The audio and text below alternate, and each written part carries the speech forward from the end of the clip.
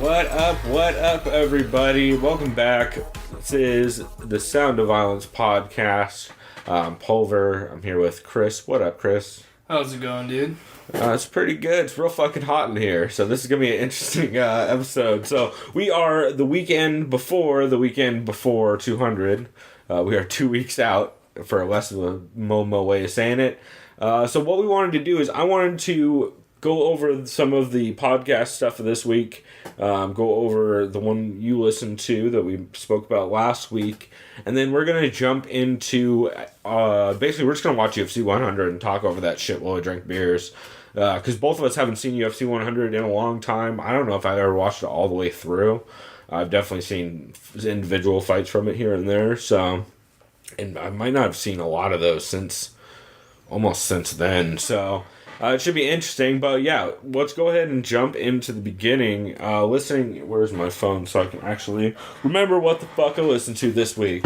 So, starting off, actually, you know what? Let's jump right in at the top with the podcast that we talked about you listening to for the first time. Yeah. Co-Main Event podcast, definitely one of my favorites. For anyone who hasn't listened to it, Ben Folks and Chad Dundas are on it. They talk about basically any recent activity that's happened in MMA and just talk a bunch of bullshit and are just genuinely funny overall. What did you originally think of it going in? Because it's got a lot of weird inside jokes and a lot of bits and segments. So I noticed that they're not. They're really comfortable talking to each other. They seem like good guys. Like, I don't want to call them buddies, because I don't know. Well, they are. They both live in Missoula, Montana, I believe, and they're like, just, I don't know, good buddies who constantly harass each other. I was gonna say, I wasn't sure going in if they're actually like friends outside of their podcast, but definitely. Either way, the chemistry's there. I like what they do. I like their analyses, I should say. There you go. Of the fights.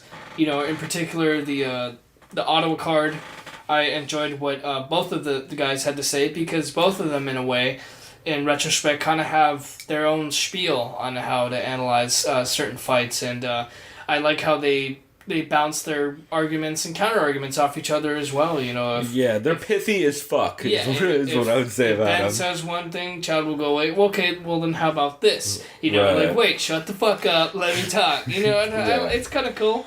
I like that, and but either way, it was a really enjoyable listen. I listened to the whole entire episode. I think it was the date was June 20th. Yep. The episode I listened to, and for a first time listen, I really enjoyed it. It was fun.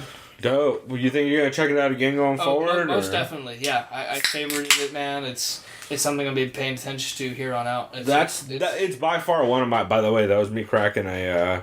Founders All Day IPA for all your session ale needs, y'all. Not sponsoring the podcast, but we're into it. So yeah, that's one of those podcasts that's always one of my favorites. I listen to it in the morning. It comes out every fucking time. Just because they're both crack me up. Also, can't wait for you to hear that we'll have a segment next time they do. Sir Nigel Longstocking, I think it is. I always fuck up his last name. I think that's what you said. So. You'll check that out. We'll have a part 2 on this to see how you think of that. This week's podcast, what I want to assign for both of us this time, since this is a podcast I haven't even listened to yet. I've listened to, I think the 2-minute intro thing they did is the MMA Unfiltered podcast. I think it's Unfiltered, right? I'm going to double check that. It's the new UFC Unfiltered, I should say. It's the new UFC podcast from Jim Norton and Matt Serra. You know what I'm talking about? Yeah, you know what? I actually saw an advertisement on Instagram of that. And it shows like Matt Serra putting Norton in a chokehold or some shit. Sounds about right. Yeah, go listen to Unfiltered, blah, blah, blah. Yeah, it's Unfiltered. So I'm interested to see how that goes. I did hear in the first episode Dana White comes on and talks a whole bunch of shit about Ariel Helwani and calls him a crybaby. So, I saw that he called him a pussy. And he's like, how do you think your children are gonna feel about seeing that? Yeah. A lot of things like that. So that'll be interesting. Then they had CM Punk on for their second episode. So I'm going to listen to both of those. And Chris will end up listening to at least one of them. Actually, we may have you listen to one of the ones from next week. Because I'm going to catch up on all that shit. But Maybe if you listen to, because they put out 2 a week, Tuesday and Thursday. Okay, right on. So we may do that, depending on who the guest is, because Yeah.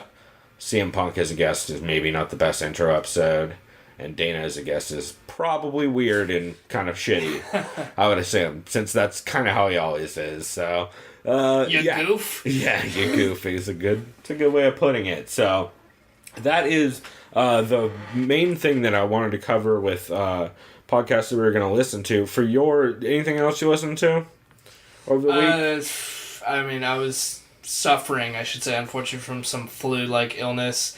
But I did catch what GSP had to say about, I'm interested in coming back and fighting again, blah, blah, blah, on the MMA Hour with Ariel Helwani. Right. I always catch that as much as I can. And, yeah, what did he say? I'm interested in fighting Michael Bisping, something like that along the lines, I believe he said. Yeah, which is pretty convenient. Yeah, it's a convenient fight. I get it, why he would choose that to come back, Hell, he even said on there, I remember, that he can make 155. That'd be kind of nuts. I mean, that was what he used to talk about a lot when they would say, "Oh, are you interested in fighting Anderson?" He's like, "Oh, I'm more suited to go down to 155 than I am to go up to Anderson weight." That turned into like 3 different accents towards the end. But yeah, he's always, he's not the biggest 170 either. He's like 5'9" or something like that. He's 5'10", I believe, 5'10". Yeah. It's still, he's pretty small. Still short, yeah. Right. So it'll be interesting. I assume, he wants to fight against Bisping the same reason Bisping wants to fight against Henderson. Exactly. It's a convenient matchup compared to the other options. It's favorable. Like, for sure, GSP doesn't want Robbie Lawler on his first fight back in 2 years. So I also heard, who was it? Johnny Hendricks said he wants to go up to 185 to fight GSP if GSP wants that fight. He's like, I'd fight GSP at 185, no problem. Again, another fight GSP definitely doesn't want. So that should all be pretty interesting. So the podcast I listened to this week that I really, really dug. First off, Lineup MMA, which is the previous podcast that Big John did with Sean Wheelock. Big John, of course, bowed out of that a couple weeks back. And now Sean Wheelock is doing it with Ben Askren and Joe Warren, former Bellator alums, champs, actually, both of them. And they're just beasts in their own mind. Or not in their own mind, in their own in their own aspects. There we go. Jesus, I fucked that up like 3 different times. So that podcast is fantastic. This week they went into, something we should probably talk about briefly, the UFC sale, which is pretty much, from everything anybody's saying, it's confirmed. It's not only happening, but it's probably happening at 200. And the chime in on that, what was the group? Wandia. I know Wandia group. That guy, I can't remember where he's from, but I know Kraft, of course. Everyone probably knows Robert Kraft, the owner of the New England Patriots, and of course Kraft Foods and other stuff. That'd be interesting if he was an owner. Yep. What's and the then bid the up talent to? Agency is the other one. Yeah, and what's the bid up to? Like 4.2 something like that. billion, 4.2 billion, something like that. Yeah, and that it's pretty confirmed that it's already happened. Even though, of course, the UFC's denying it, and I get it. Well, no. So here's what I'm thinking. Or are they not denying it anymore? Well, no, they're still denying it, which is going to happen up until they announce it. Yeah. Just like Brock stuff, just like everything ever. Buying Strikeforce, pick a thing they've ever denied. Yeah. Dana constantly says, "I will lie to you if I can't break news. I'm just going to lie to you. I have to," and that's kind of how business works. But from everything I'm hearing, including with Sean Wheelock, and actually ties back in to the Lineup MMA podcast. They talked a lot about this, and Sean Wheelock says makes a lot of sense for them to leave at 200. There'll be 175 main event or around that events, like main staple UFC events pay-per-views that they've done. So he thinks it's a nice round number, and the Fertittas are starting to just want the fuck out. It's starting to make sense to me. I mean, Dana, from what's rumored, is going to not only be sold, he's going to be able to sell his shares, he's going to get new stake in the new company, and he's going to get a salary. Yeah, because he'll stay on, huh? Right. That's the rumors that he's going to not only get a salary, he's going to be able to sell his shares and get stock in the new version, which means I think he's rumored at like $350 something billion or $1 million that he's making on top of his salary and the new shares he's getting. Jesus Yeah, Christ. so we'll see how long he stays. But he should be staying for at least a year or so, I'd assume. So it should be... I expect a lot of big announcements around 200. Yeah. And they've been breaking news on the new UFC podcast, UFC Unfiltered, too, I've heard. So it'll be interesting to see what all drops in the next couple weeks. Because the last couple weeks have been fucking insane. Like, every card, you go like, oh, by the way, Brock's back. Oh, by the way, also, fucking Nate Diaz, Conor McGregor. Oh, by the way, also... So, it's gonna be real interesting coming up to see how all that goes. So yeah, that's the main topic they talked about. They also had, oh god, what's his name? Oh my god, I can't believe I'm blanking. Dude from Sherdog, Josh Gross. I was gonna say dude from Sherdog who got Ariel'd back in the day. Shouts out to Loretta Hunt and Jeff Sherwood. So Josh Gross came out with a book called All About Ali. Jesus, let me try that again. Ali versus Inoki. You know, Muhammad Ali, obviously. You ever hear that he fought a Japanese pro wrestler back in the day? Yeah, actually. The 70s, I think it was. I did read something about that, actually. So that was interesting. So Josh Gross put out a book about it recently that I'm going to try to pick up, or I am going to pick up. And they had him on. He was also on, somebody else's podcast, too. I want to say MMA Report with John Pollock. I'm pretty sure, but I'm not positive. I'll have it in the show notes. But it's a really interesting, again, interview. It's Joe Warren and Sean Wheelock just talking old school wrestling and pride and stuff, which is always cool. And just Ben Askren and Joe Warren are so fucking relentless since neither of them have ever been in the UFC. They've had, like, pretty public problems with the UFC and stuff. It's really entertaining, and they talk all kinds of shit that nobody else would, so... It's real good. It's definitely worth checking out. Let's see, other big podcast that I listened to was... I just had it. Donald Cerrone's podcast I texted you about. He started a podcast. I think it's literally just called the Donald Cerrone Podcast. Donald the Cowboy Cerrone and the BMF Ranch. I listened to the first episode, which is BJ Penn, Diego Sanchez, John Dodson... and a couple other guys from the ranch and Jackson's. I was going to say, yeah, there's also on the Jackson. Yeah, it's everybody basically out in Albuquerque hanging out at Jackson's. And they're talking about, like, old school fucking... Like, Donald's asking BJ and Diego about, like, what the sport was like when they first started coming up and crazy shit like that. They start taking shots. The audio is rough as fuck, and everybody's screaming over each other because it's a fucking podcast full of fighters. No one knows how to do a podcast. It's a lot like the Alpha Male podcast. Have you ever heard that, where they're just constantly shouting over each other? I haven't tried listening to that one, but it's rough. I read that it's hard to listen to because they're just literally flattering themselves. Well, there's a lot of that, and then just screaming over each other too the whole time. Yeah, who's it, like Buckholes, and I know Garbrandt. I can't remember if Garbrandt has his own podcast, but I don't know. Motherfuckers on there. I mean, they're all on there for a bit. Like, they all just kind of stop in and talk. But it's actually really cool just because hearing BJ and Diego Sanchez and Donald Cerrone all on a podcast together is fucking wild. And it's also cool because John Dodson's just in the background being John Dodson. You can tell that BJ is a huge John Dodson fan, which is crazy. And it's crazy that BJ and John Dodson must be sparring a ton. So both the Jacksons at BJ's at 145, Dodson's at 135. Yeah. I mean, it makes sense that they'd be sparring a ton, and I think Dodson would be dope for BJ to get some practice off of, just because he's so quick and so like well rounded with his wrestling and all that. So that was a dope podcast. The other main one that I wanted to cover quickly was there was a podcast, or I should say an audio thing, I don't know the best way to put it, that the heavy-handed podcast guys put out. Heavy Hands, god damn it, I fucked that up twice. The Heavy Hands podcast, which is Connor Rebush and Pat Wyman, and they sat down, they sat down and did, you know what? That is the two people who do the podcast. But for the actual audio, I listened to their UFC 191 91 podcast, which is an episode they put up just on Bandcamp and for their Patreon funders.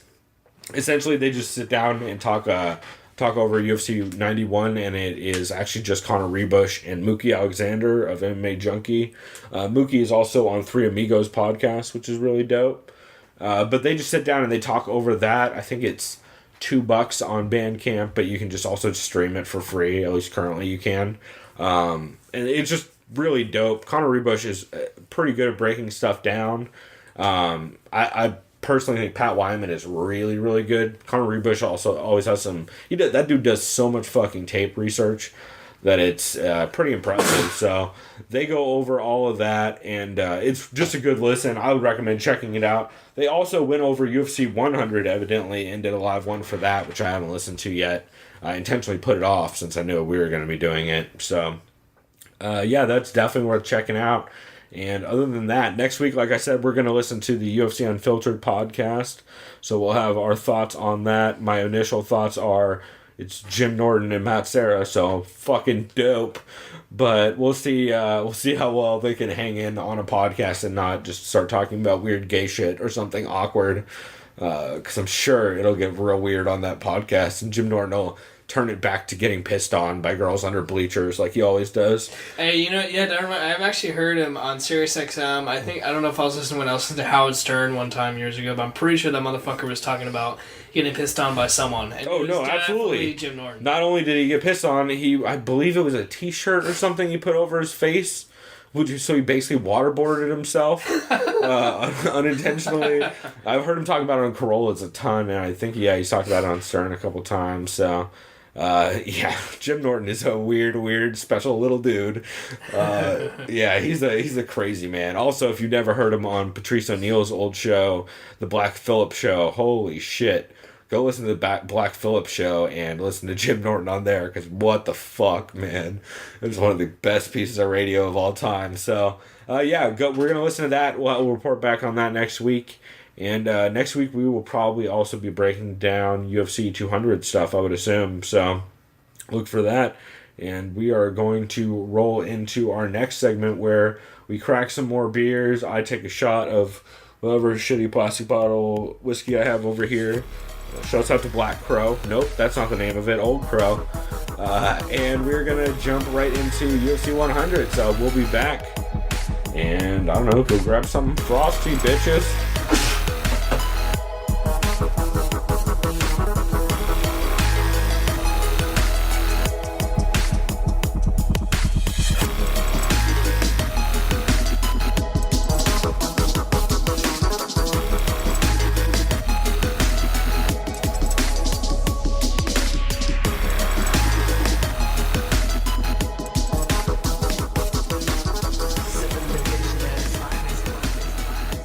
We are back, and we are about to kick off our UFC 100 live stream thing we're doing. It's live for us. It's not live for you, and the event's not live, so that was a weird way to describe it. But what we're going to do is we're going to go ahead and watch UFC 100 on Fightpass. If you don't have it on Fightpass, there's other ways to find it, I'm sure. But Fightpass is, you can do a free trial or whatever. And it's a bitch to find, so search 100 and then go to Lesnar Mirror 2 100, and that should work. We are going to start right after the Zuffa logo fades out. It's 163.01 of 163.11 on the timer at the bottom, which is 10 seconds in. So I'll count us down, and then I'll hit play, and we will kick this off. I'm also going to start off with a shot. So you hear me clink that and take that as we get going here. So 3. Oh yeah, go ahead and hit play on the clink. 3, 2, 1, clink.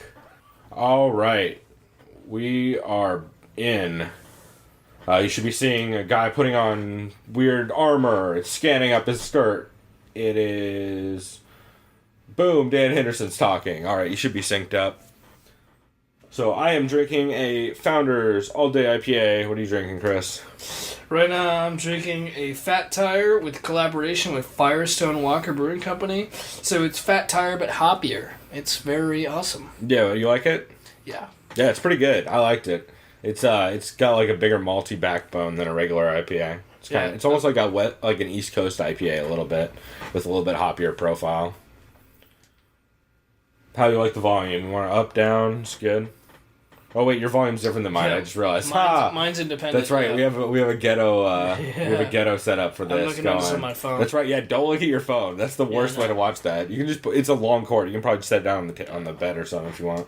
Yeah. That's right. There's a bed in the room where we're recording this. Like, my phone's only like maybe a quarter of a second behind this, so it doesn't matter because like I still can hear it. So it's fine. I'll turn my volume up or just keep it as. Oh right. Man, I'm hyped for some of these fights. Alan Belcher. This is after he eye-poked Michael Bisping, right? Or is this before?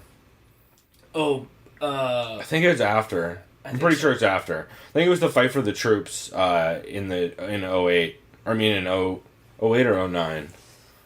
09? Here, I'll turn mine down. When is this from? 09, yeah. So I think Fight for the Troops was in 09. Maybe early 08, right in there. Oh, also, I should not be setting stuff on the stand where the mic is, because that's a terrible plan. Also, I'm vaping, so if you hear an annoying noise in the background, it's that and totally not weed, bro. Totally not going to smoke weed during this at all. I don't do weed. I don't know about you guys. As Dana White said, that's fucking illegal. yeah, it's super illegal, dog.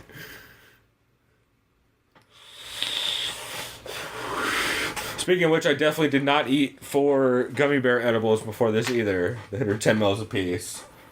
Indicas. I didn't eat those. UFC 100, making history. I wonder what the title is going to be on this. I guarantee you Goldberg's going to say the exact same thing at 200. I'm pretty hyped about this. Oh, I should be full screen. What am I doing?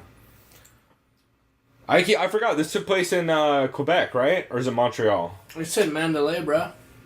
Really? It just said Mandalay, dude. Oh, I'm thinking... You know what I'm thinking of? I'm thinking of the GSP fight that Lesnar was on that broke all the records. Obviously, it's in Vegas. Like, that's... Dude, so one thing that might happen with the sale of the UFC is I think there might be less cards in Vegas. Because the whole reason they were in Vegas is because the Fertitas. Yeah. So it'd make more sense that they were going to do a lot more shows outside of Vegas now. Yeah, crack it, bro.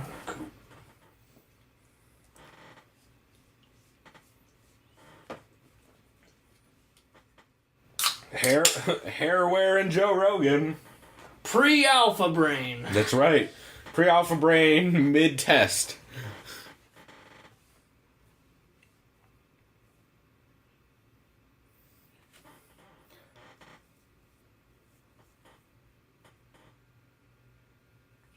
It's like, dude, now I think about it, this dude looks way better bald. Yeah. More accurate. Yeah.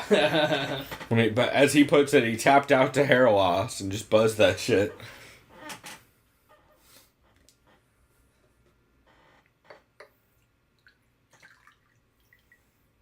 Oh, yeah. Quarter shot. Or like a half shot of Old Crow. Cheers. Oh, you know what? I'll chase it with this 5-hour energy like a goddamn crackhead. Grape 5-hour energy, shouts out. Even though I'm not, don't call me Gorgeous George.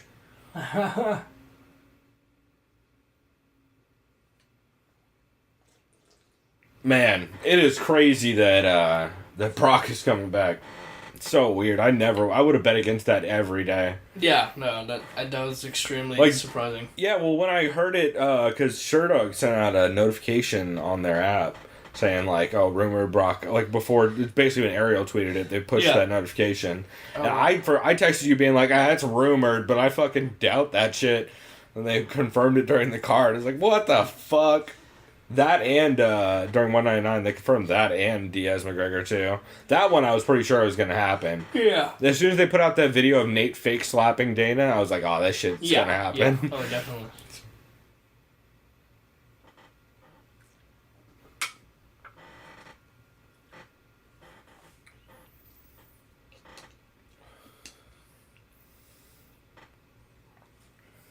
Thiago Alves.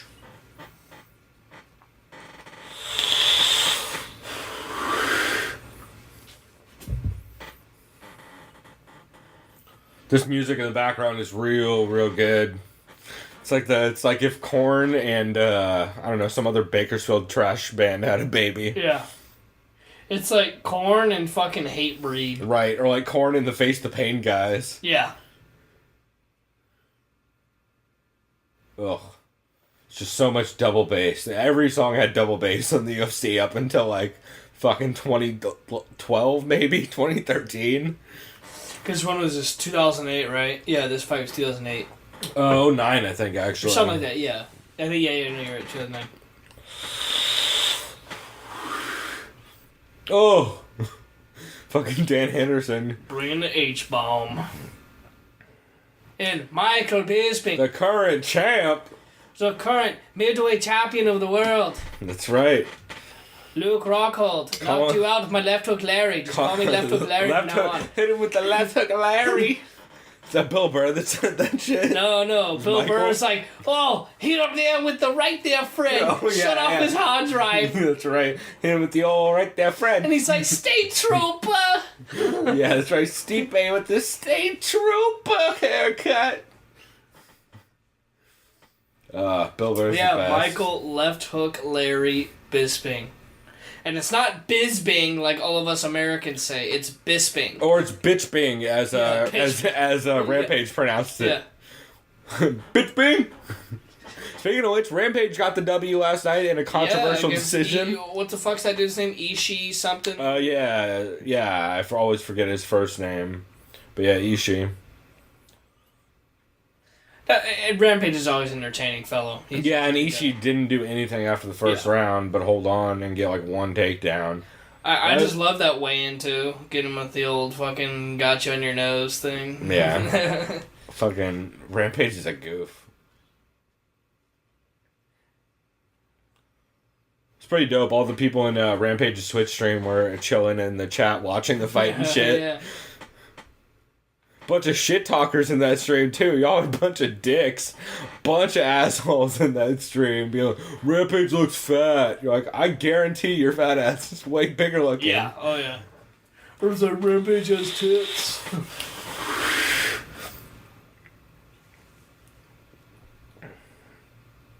I was kicking it in Just Duke's stream. Jessamine Duke, the gun. Kicking with all of them, watching her play The Witcher. It's pretty fucking dope. For her birthday, actually. That shit was rad. I need to buy that DLC. The Witcher? Which one? All the new of them. one? The Heart and Stone and the Blood and Wine. Because I finished Witcher 3 about maybe like more than 6 months ago, and it was a fantastic game. It was great. But I just totally forgot that there's DLC. I still need to play Witcher 2.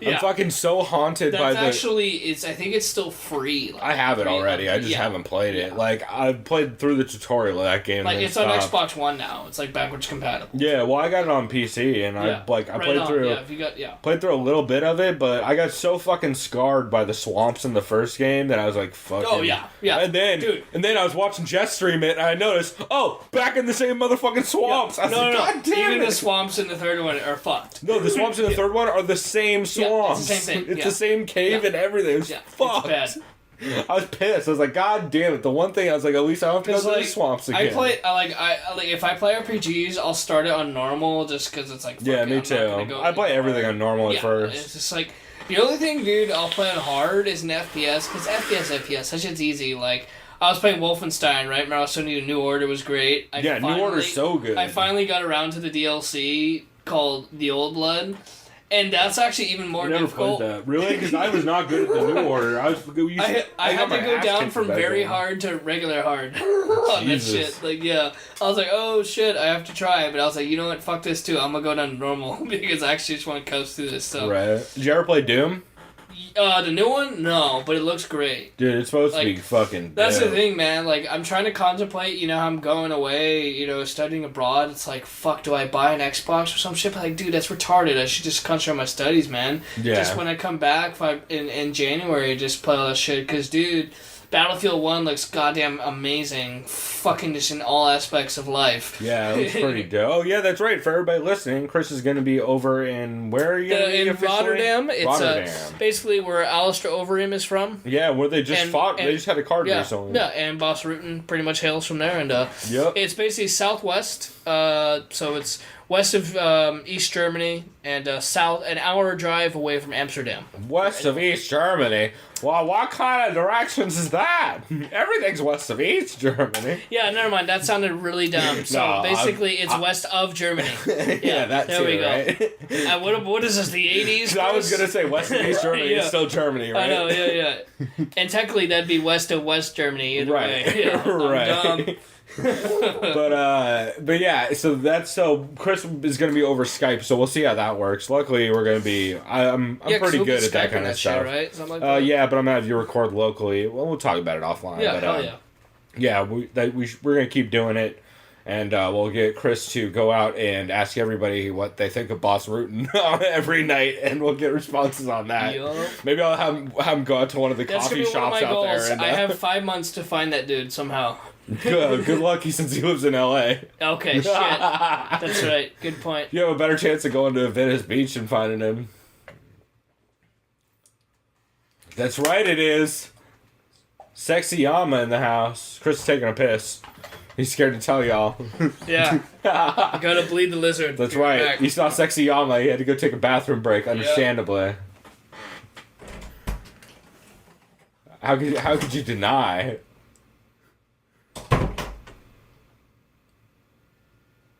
What song? Oh, right. Fucking Fightpass. It's like, what song is this? This is terrible. I was like, oh, right. Fightpass dubs over fucking intro walkouts with terrible music.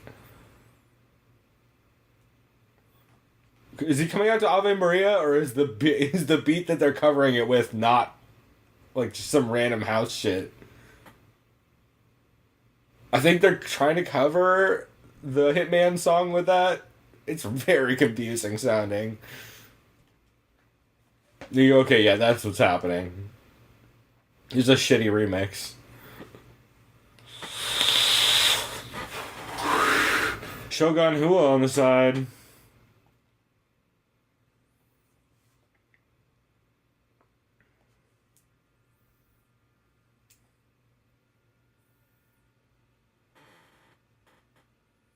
Hard not to be a big Sexy Yama fan.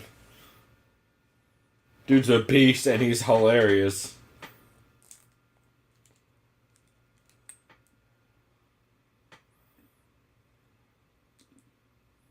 Herb Dean and that dude in the background all hyped, looking real gay.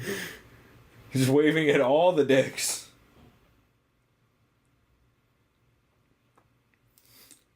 I am almost done with this Founders IPA. I'm about to jump into the Fat Tire. Fat Tire put out a Fat Tire and Friends variety pack that is really good. They have a couple sours, a couple funky Belgians. Pretty bomb. I have right here one that they did with Rheingeist, which is a fat pale ale that I'm about to crack open here in a sec. Chris back just in time for Alan Belcher versus Sexy Yama. The sexiest guy in the UFC versus the guy with the least sexy tattoo in the UFC. Yeah, dude, that's pretty fucking terrible. Yeah, Fat Elvis is never appealing. Except, is it supposed to be Johnny Cash? Actually, you know what? No, I think you're right. I think it's supposed to be Johnny Cash, but... It looks more like Fat Elvis than anything. Yeah, that's how you know it's bad. It's supposed to be Johnny Cash, but it looks like Fat Elvis. Yeah, that's bad. That's so bad. Really bad. Holy shit.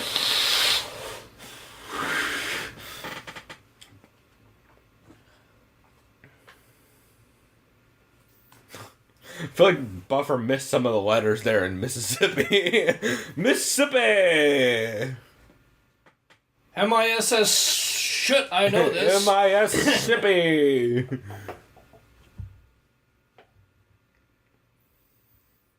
But Panther arms.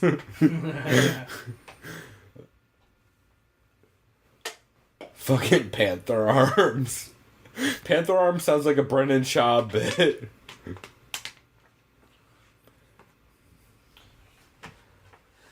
It's kind of mean, but I feel like Japanese dudes who are 5'10" are like white dudes who are 6'2" compared to other Japanese guys. You know what I mean? Like, they look so big compared to other Japanese dudes. Right, well, plus Sexyama is just fucking...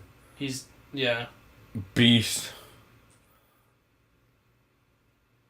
So, I don't remember the outcome to this fight, so this will be interesting. Dude, neither do I. I'm just gonna go into this fresh, man. Just watching this just never seen this before. I definitely have. I've seen like most of this card, fights, but like when it was actually I feel like on. half these fights had that. That's how it is for me anyway. So fuck it, dude. I'm just gonna enjoy.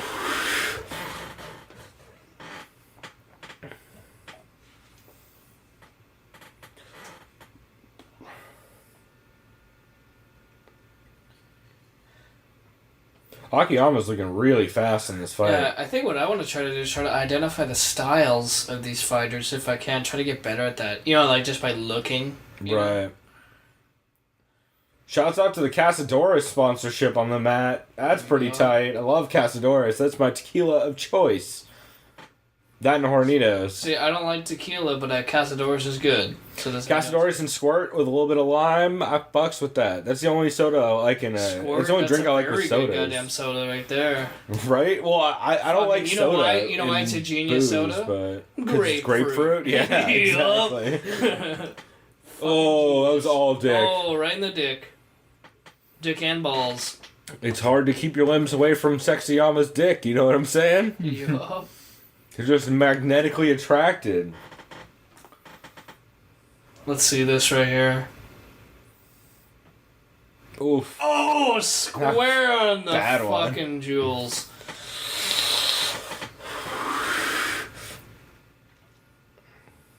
Jesus. They did, Joe Rogan. You yell about it all the time nowadays. Diamond MMA clubs are the best clubs because Diamond MMA, you can, the guy will show you him getting kicked in the dick, and it's cool. I should check and see that we don't run out of space while we're recording this. Now that I think about it. Because I know I'm pretty low. Let's see where we're at. 5 gigs. Yeah, I should kill something off of Steam. I gotta love how the one file that you had right there recently was fucking Space Jam. Woo! Yeah, it is. I watched Space Jam recently. Shouts out to the Comedy Button commentary. Also, shouts out to the Steam Summer Sale, which is happening right now, and it's real good. That Mafia lifestyle. Dude, Mafia 2 is the shit. It's so good. Fucking Vito. Where you from? Fucking Vito. Sicily. It's real good. Dude, shout out to Mafia 3, E3. Oh, I'm so fucking hyped about Mafia 3. Mostly because it takes place in New Orleans, and it looks... If you look, they showed the overview for the map. It looks exactly like the map in New Orleans. Shout outs to Italians and black people That's and right. biracial people and the too. Vietnam War. Fuck it. Shout out and to Ku Klux everyone. Klan members in that game. Oh shit. I'm cool with beating up some Klansmen. Exactly. I'm into that video Get game. to light them on fire. Anyway, we should go back to how Sexyama is mollywopping Belcher here. Not really, actually. He's getting pieced up a little bit. Oh, there we go. Akiyama's looking way smaller than... Oof. Oh, way smaller than Belcher. Clean right straight right there.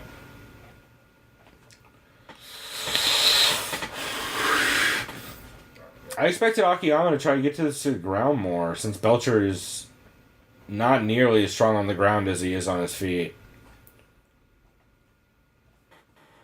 Oh! Shit, with the big left Belcher hand. with the knockdown, kind of. Short knockdown with the left hand. Alright, so one thing we do need to do, we'll figure it out by the end of this fight, we need to set up some drinking game rules. Yeah. Are we that's going one thing based that's off gonna of make what this fun. Rogan and Goldberg are going? We might saying? have to do that. I was thinking every time there's a foul. So, like, you dick kicks, fence grabs, eye pokes. So I think what we'll do is I'll turn up my volume so I can hear them more clearly. And because either way, it doesn't matter. I mean, I'll be able to hear you regardless. Yeah, and you can always one-ear it if you have to. Yeah, that's a good point. But yeah, I'm at a good volume so I can hear both. But yeah, I would say from now, you know what? For now, see how it's basically the same goddamn pace. Yeah. Yeah, like for now. Oh, you know what we'll do? How long is this? We'll do every other fight. We have to make up a new rule. How about that? Okay. And that way, it'll just get progressively more fucked up as we go along because it's gonna get hectic by the end. And I think we've got enough beer. Worst case, if we don't, we'll make a beer run halfway through.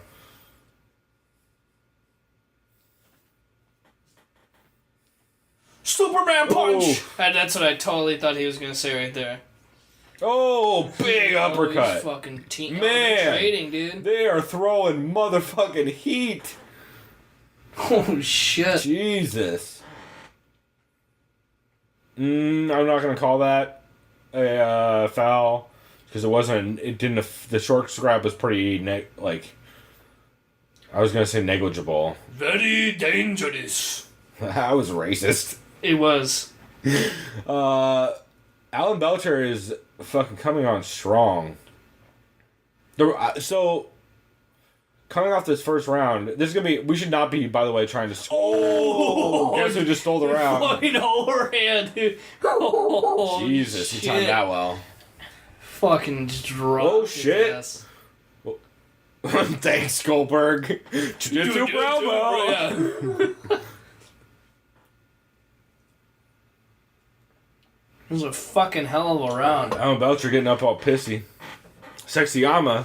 And for anyone that's somehow offended by my very dangerous, it's literally for thematic effect. Get ready to be more offended, because Chris will make way worse jokes. I'm not trying to be literally racist dick, I'm just... Not yet. Yeah. You'll know when he's trying to be a racist dick. Yeah, you'll know if I'm really being racist dick, but I'm just being when you hear me go, so I'm going to cut that out, that's when you'll know. Yeah. And I won't even leave in the joke, I'll just leave in me saying I'm going to cut that out, just to make it double awkward. I'm trying to figure out who's talking. I know that's Rich, what's-his-face on the left. Clements? Is that right? Nah, I feel like that's wrong. I mean, I have no idea. I feel like both that's not even the dude I thought it was. He looks like a Rich. And I think his name's Seth. I'm getting all of that incorrect. Duke Rufus. Okay, so we weren't looking at Duke Rufus, but that's who was talking. Okay. I was like, that voice sounds super familiar, but I couldn't remember why. That's right, Duke Rufus. World Muay Thai champion. If you've never seen the clip of, I believe it was Duke Rufus talking about how leg kicks are bullshit. It's real good. But he also later has done interviews talking about how he was wrong and he just didn't know. Ironic. I'm a World Muay Thai champion. Well, no, that was back before he even knew. That was like when he was only a kickboxer and when no one threw leg kicks.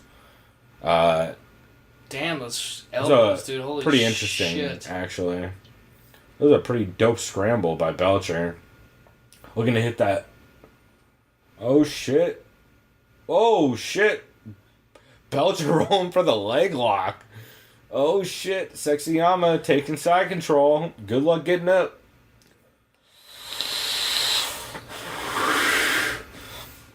If you hear me in the background, I am vaping.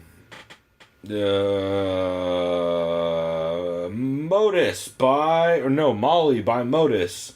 Strawberry sourdough flavor. It's not bad. And the Stumpy at 0.4 ohms. This is all shit that will annoy the fuck out of anybody listening. Survey hates vaping. Which is half the reason I did it. And in one swift vape, Pulver disappeared. What? Because you're fucking just right, smoke, right. Bro. Come on. Yo, bro, I'm always up in smoke, you know what I'm saying? Oh, weed, dog. Oh. Yo, dog, they call me Dr. Vapicon. It was this thing I saw like on Facebook or some dumb shit where it showed some dude vaping. And it's like, in one big vape, this guy disappeared. It showed him like vaping everywhere. It's fucking dumb.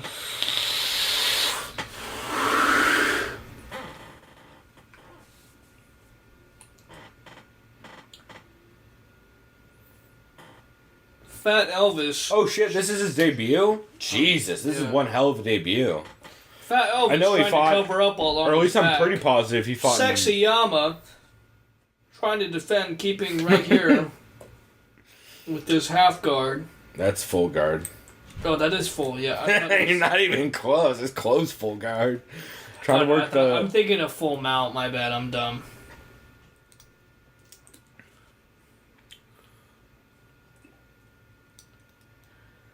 Dude, Akiyama has not let him up since he got top control.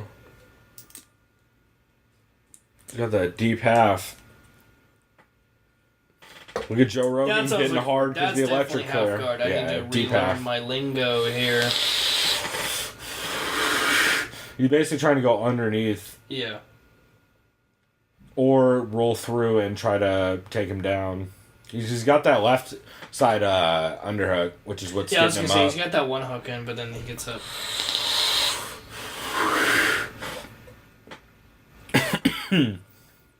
Alan Belcher's still looking pretty fresh. Where did Akiyama come from before his UFC debut right here? Japan, I'm pretty sure Pride. Okay.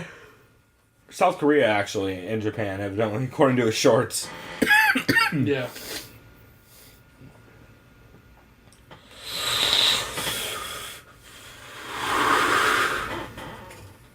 I was gonna say wait, because his last name's Japanese, right? But but is he fight out of South Korea? Maybe, I don't know.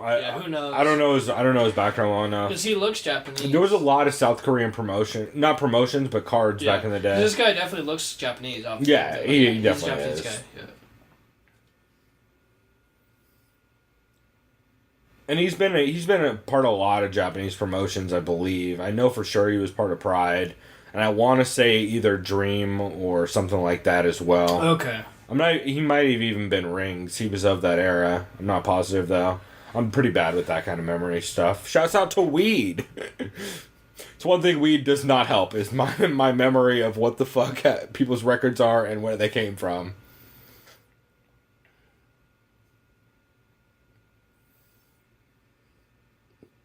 Belcher's starting to look. They're both starting to look a little gassed. Right here. Belcher looks like he's sucking wind a little bit. Round.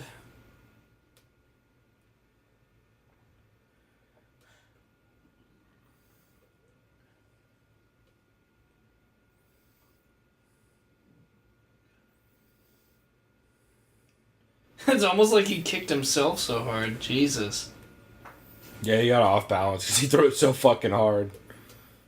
Also, I think he was trying to slip his head off the center line too much. Dude, Akiyama keeps throwing that really short straight right. And right as I say that, he throws a bunch of loopy garbage All left. Belcher was throwing was that right outside leg. And Dude, Alan Belcher's beast with kicks. He's a really high level Muay Thai, and shouts out to Gatowag playing Stardew Valley. You heard about that game? What is it? Stardew Valley? What's it called? Stardew Valley.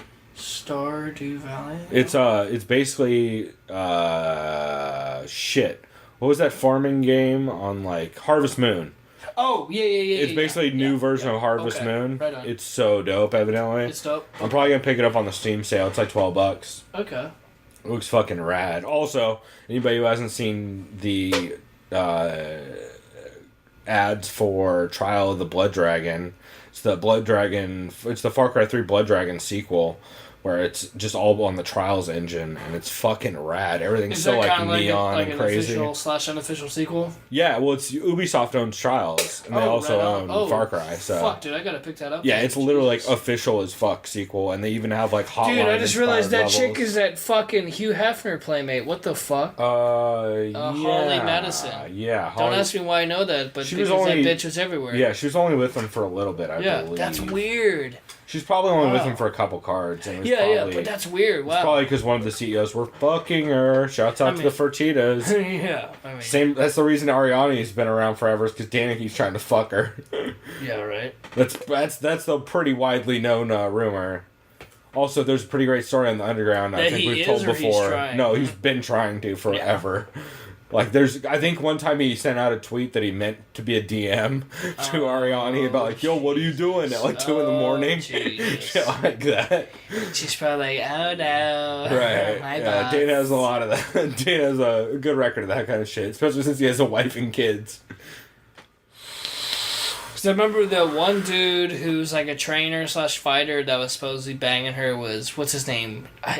Excuse me if I get this wrong, right? Tiki Gozen? Yeah, Tiki.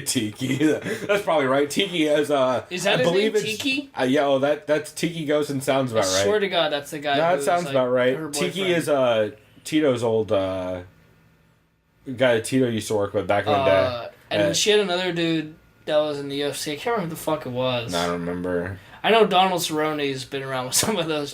Yeah, shouts out to... Doesn't surprise me. The Underground, yes. There's a story on the Underground about a dude who was at the BMF ranch way back in the day, and the pretty publicly known story of Donald Cerrone banging out our Brittany Palmer in the shower while there was a bunch of them there.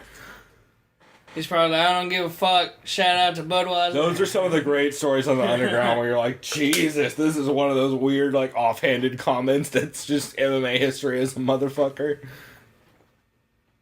This is a wild fight. Both these dudes are... Man, Akiyama's left eye is fucked. Dude, he's starting to He's wincing elbows, hard. Dude. Oh, did we miss an eye poke? I didn't see When we were shit. talking about No, fucking the ring guard girls like assholes. No, I didn't see no eye poke, man. Because you would have heard Joe Rogan on me like, oh, you got poked.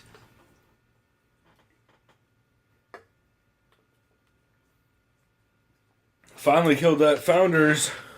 Oh! Oops, sorry, I bumped the mic. Happy birthday to me, happy birthday to we. I just turned 175,273 and I just don't stop. Shouts out to AC Alone and the Freestyle Fellowship. Oh, Had that song stuck in my head for like a day now. Oof.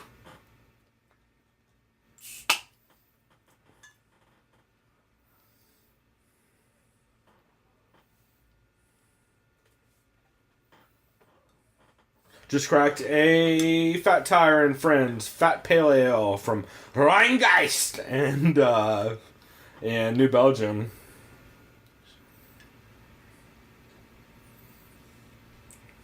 Dude, he fucking caught him clean with that right. Belgian style fruity yeast with bready sweet European and Colorado malt. Smells pretty good.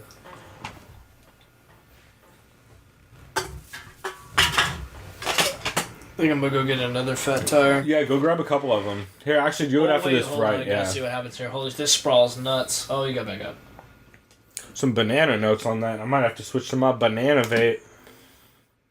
Actually, I'll just go now because I think this goes to decision, bro. I mean, this is gonna be a crazy next minute and a half. You might as well wait. Yeah. You have a swig or two of that one if you want. Belcher's looking real sharp, and I feel like he's had way more top control and landed kind of the bigger shots. Oh, off the cage, Superman attempt. Akiyama just waving him in constantly, though, trying to get into a fucking war at the end. Jesus.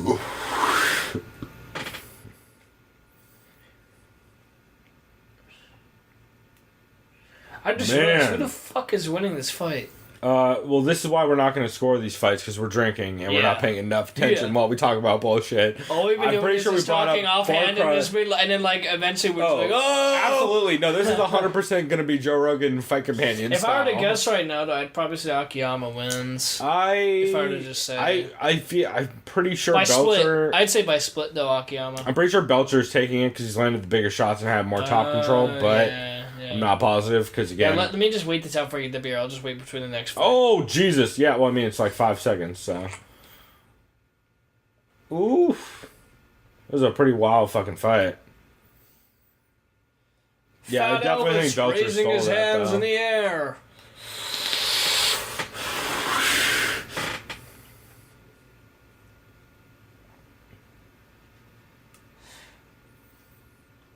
Cool. You can go run and grab beers if you want. Yeah, I'm gonna totally not smoke a bowl. You're not gonna. This is all fake bong effects I'm about to make. I just realized what we should talk about eventually, maybe towards the end of this card, who we'd like to see eventually commentate regarding who leaves or stays. You know, whether it's Rogan or Goldberg. You know what I mean? Oh yeah. We'll just want to do it next time, but I have some good ideas. Let's go over it. I'll be right back. I'll grab. We got plenty of time. We got like 2 hours on this bitch. So. You haven't even seen The Wire, huh? The fucking mayor? Yeah,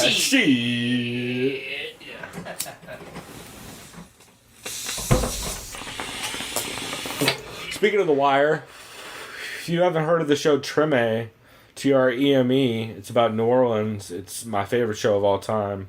It's by the same dude, David Simon, who made The Wire. The Wire might be my favorite show of all time. But Treme is like right there, neck and neck, 1 and 1A, or 1A and 1B rather. God, it's so fucking good. It's the reason I went to New Orleans, and the reason I plan on going to New Orleans every year for the rest of my life until I move there. Cause it's so dope. Oh shit! Split decision. Split decision. It's gotta go Belcher, right? Oh shit! I did not watch enough of that fight.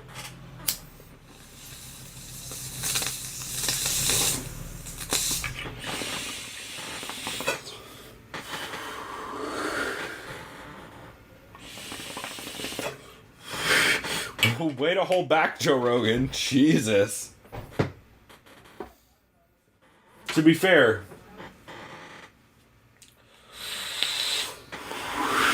yeah, that is fucking insane. I don't even know how you do that. There were, like, the first round was where Akiyama was against the cage getting beat up, right? I should really be paying attention more. Also, I do have a new drinking rule that we're gonna introduce when Chris gets back to keep this going rolling at a consistent pace with the booze. Because I figure making this a drink game is gonna make it way cooler. I'm also gonna close this window again, despite it being like 1,000,000,000 degrees. Oh man, look at that UFC 100 fucking jacket.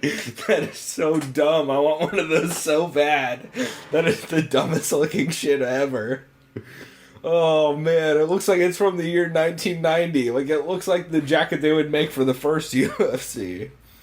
Holy shit. Oh shit, it's already Dan Henderson, Michael Bisping? Holy fuck. Well, luckily this is one of those fights that everybody knows the outcome of. Especially nowadays that they're talking about doing the rematch. Two of, I would argue, both these dudes are easily legends in the sport. Like, immediate Hall of Famers the second they retire type status. Speaking of which, guess who the fuck bet Bisping against Anderson and fucking Rockhold? Because nobody respects Bisping. I made decent money off that dude in the last 6 months. Not like Nate Diaz money, but I made decent money. Nate Diaz, Miesha Tate was my moneyest parlay I've ever fucking played. That shit made me a fortune. Which I then subsequently lost a shitload of on 198. So, Akiyama got the split decision. Oh, I was right. Yeah. You were right on a fight you had no idea anything of. You just guessed a random one. You're like, yeah, nailed it. Okay, I got... You had Rheingeist, right? Yeah, that's what I'm drinking right then now. I'll give you Allagash, because I didn't have Rheingeist. Nice. Who's the... I don't know. Oh, the Funk. Daft Funk, though. So, we're coming up on Henderson Bisping.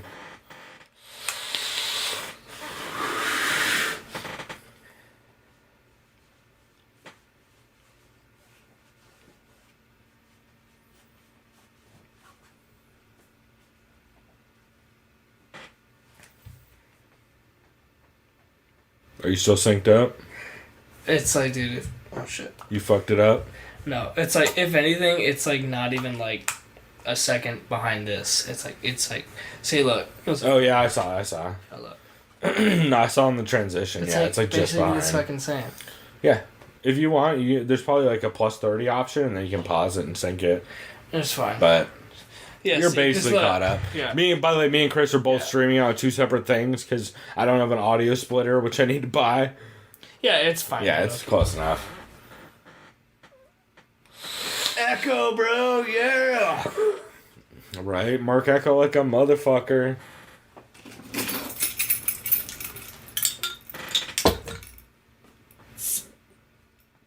It was Mark Echo who did the Andre the Giant sticker, right?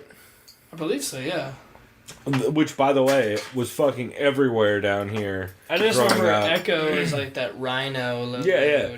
Well, so the Andre the Giant sticker was by Mark Echo, and I don't know if you remember growing up down here in San Diego. I didn't know that. Look at that. Oh yeah, he's been there the whole time. So, but growing up down here in San Diego, you would see that shit on the back of every sign down here. That Andre the Giant sticker. Oh, dude, I remember that. That shit was everywhere. It's because he was in LA the whole time. Because I forgot. So he would just come down here and plaster everything. Is that just some dude who created his own brand? Oh yeah, well he's an old graffiti guy. Like he was he was part of the Exit to the Gift Shop documentary with Banksy and all those guys, I believe. Unless I'm mixing him up with a different dude. I'm pretty positive. Maybe I'm fucking him up with somebody else.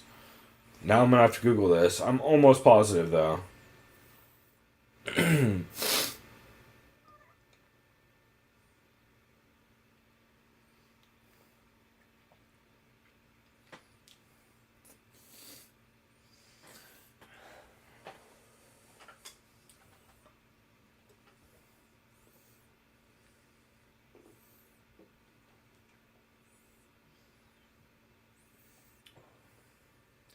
Shout out to Michael Bisping walking out to song number 2 by Blur. Oh, you know what? No, that was Shepherd Ferry. It's Obey. The Shepherd Ferry. Yeah. Well, which is why. But so you say that because it was so prevalent down here. Yeah. But it's because Shepherd Ferry's from either San Diego or Orange County. Don't get me wrong. Like, if you have a brand, good for you. But like, that's why I was mixing up with Mark Echo though, because they're all the same dudes. I'm just generalizing people who wear Obey. That's all I'm doing. That's how I say Obey. Well, right, because growing up in San Diego, everyone had that shit on. Yeah. By the way, rocking the Dolce diet. Way back at UFC 100. I forgot way back in the day. How's Mike Dolce doing? I don't even know. Like, I know he's still around and he does his thing, but like, yeah, he's just not as public. He still has his own podcast and shit. He just has toned it down since like the fucking Dwayne Bade Ludwig style of promotion he was doing for a while there, where he was literally on every fucking podcast and talking to everybody nonstop. Also, Ronda's Lost toned that down a lot too. That's right, because he was doing her diet. And a lot of shitty stories came out about that dude. Hendrix diet too. Well, at least at one point. Again, a lot of shitty stories came out about that dude. Yeah, because I know some people point fingers at him. They call him a fraud or some bullshit. Well, I mean, he costs way too much for what he does. Yeah. And he is bro science as fuck. Like, I mean, see, I could never talk shit about dietitians. Because he's a fighter. He's not a dietitian, is the problem. I see. Oh, I see. Yeah. Like, because he's on Ultimate Fighter. Oh, he was? Yeah, like season 6 or something like that. I think he was on... He might have been Diaz's season. No, he was. Or maybe the one right before. It was, yeah. It was right around there. See, it was like 5 through 7 or something like that. I thought Dolce was just a dietitian. I had no fucking idea. No, he's a fighter. Okay, wow. Okay, so yeah, I get it now. Wow. Holy shit. I mean, he has a degree in like whatever fucking physical therapy, whatever bullshit from whatever nutrition, whatever the fuck you call it. Yeah. If that, I heard yeah, whatever. Like, okay. Yeah. Right on.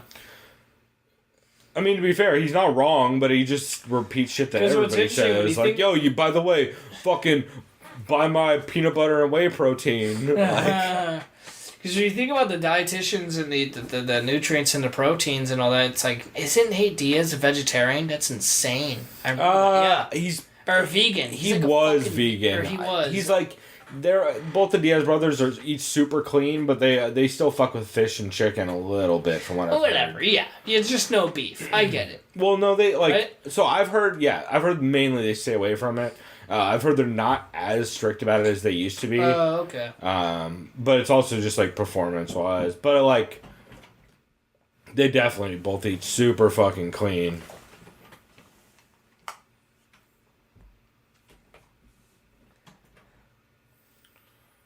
Man, so this fight has a crazy history.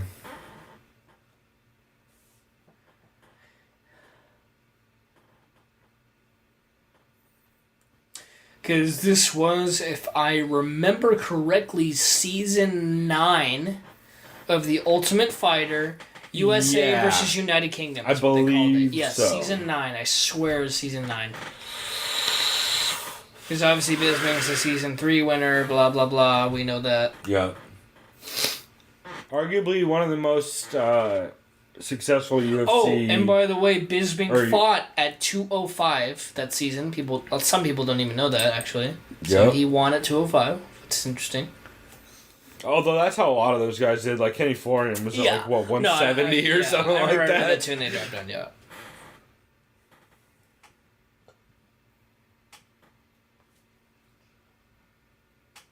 Henderson has one of the craziest resumes ever. That's why I wanted to fight Bisping. Especially with like the Olympics qualifiers when he was like in his 20s. Yeah, no, he's like and like the tournaments and shit. And yeah, he's a couple of big wins away in his career from being on Randy Couture level of like just history and just consistent craziness. USA, USA.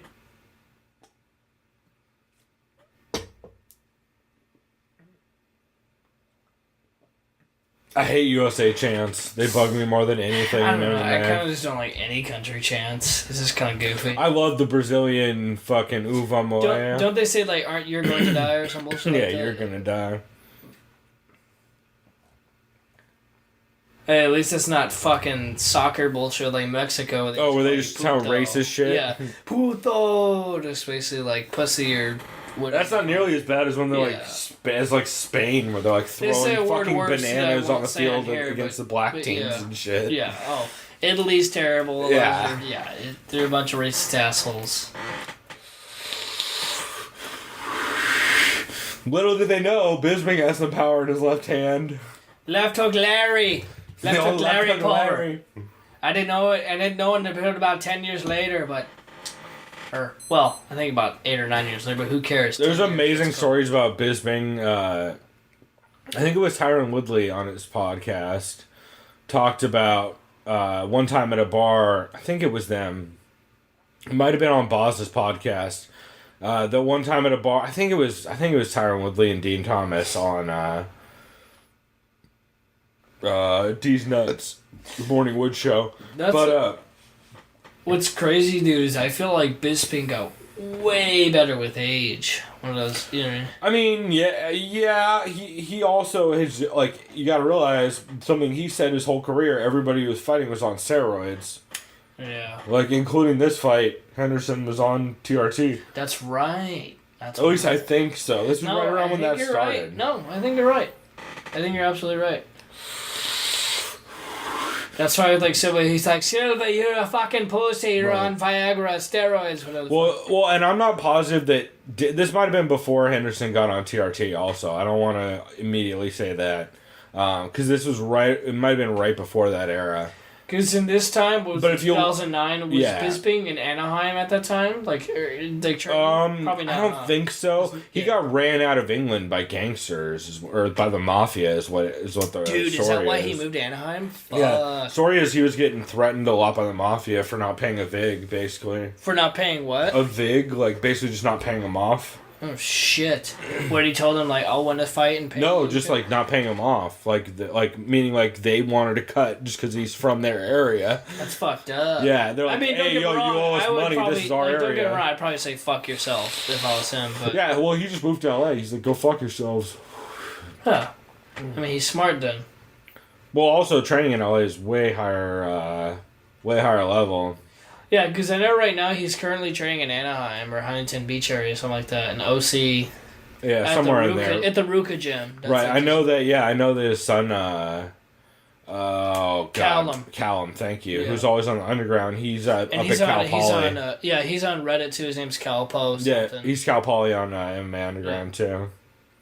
He's great. He's one of the coolest dudes. He had a topic on Reddit that said, "My father, Michael Bisping, is going to win the middleweight championship. Ask me anything." Yeah, well, he's great. Like on the underground, like we all helped him get into the UFC 2 beta and shit. And he was one of the guys who was talking shit to the developers, being like, "Yo, why the fuck does my dad have bullshit ratings?" And it's like the wrestling is garbage. Because I remember someone asked him like, "Hey, I was watching Embedded." Just other British guys are, "Hi mate, I was watching Embedded, what's up with your accent?"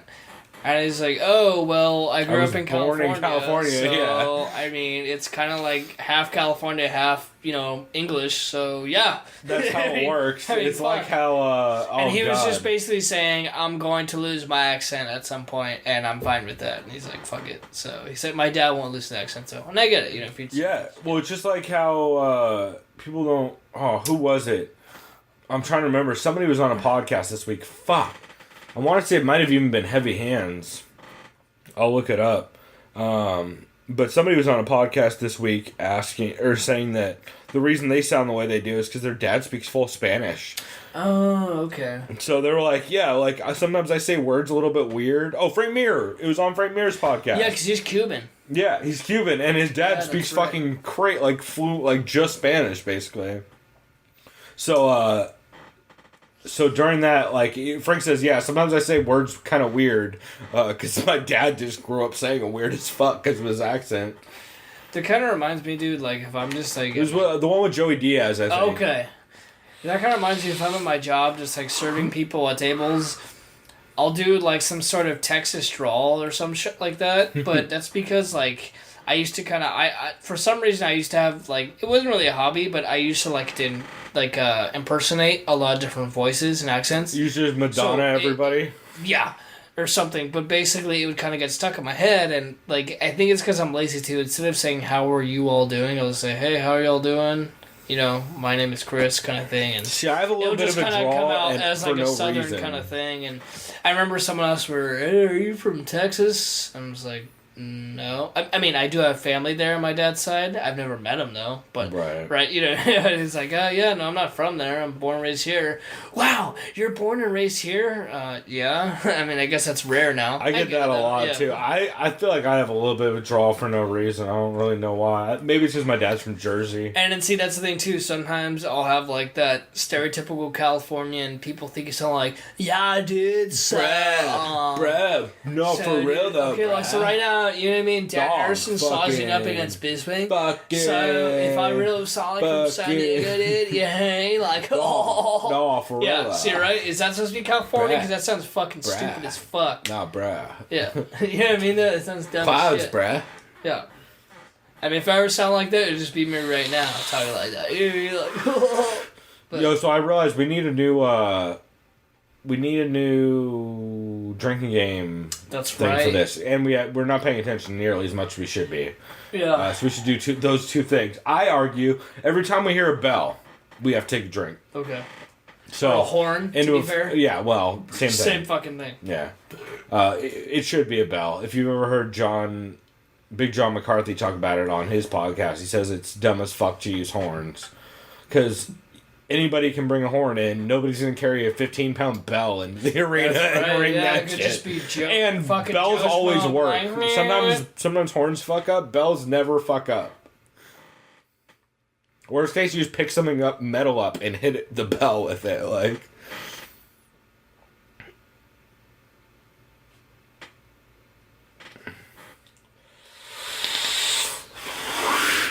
ooh. Henderson started to pick up the pace.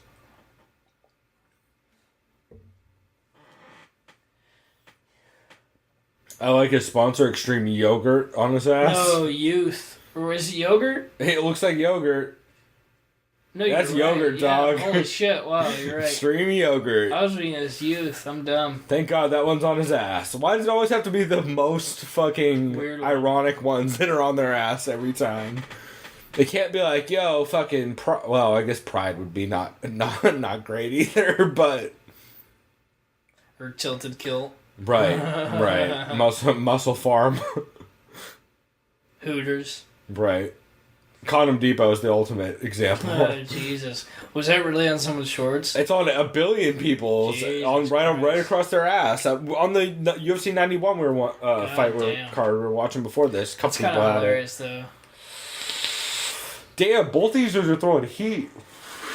Bisping is planting and throwing hard on a lot of these exchanges. Way more than I feel like we see him do nowadays. Just look in the back of his ass, it says dominate. Right. Well, dude, also, so Bisping in the last couple fights has really been working his left hook in a way he didn't used to. Left hook Larry, especially against Anderson Silva. Well, that's what I'm saying is both the Anderson fight and in the Rockhold fight, he fucking dropped both of them with that left hook. I tell you what, though, man, dude, whoever the fuck fights Bisping, no one's gonna take that dude as a joke, though. There's no fucking way. No, except for GSP, just because he'll wrestle fuck him to death. Yeah, he'd be like, not impressed by your performance, but... Right.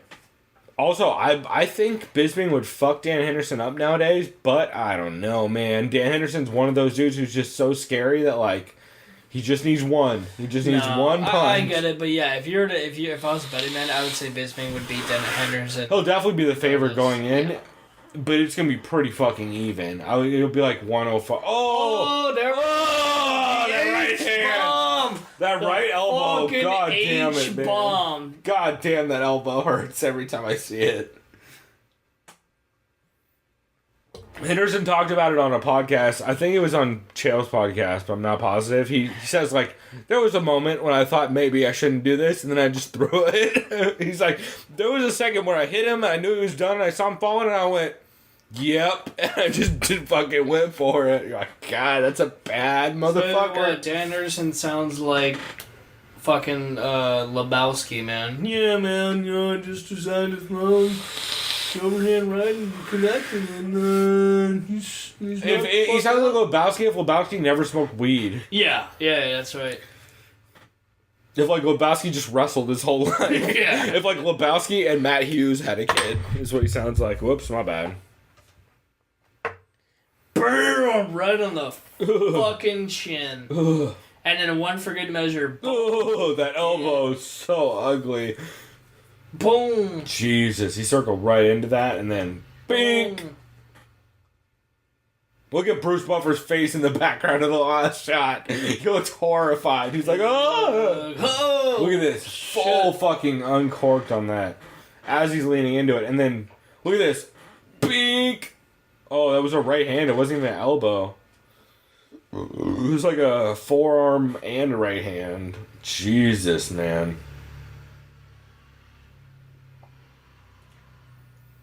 Jesus Christ. I forgot how fucking bad that is to watch in real time. Like, it's one thing to watch the GIF, but...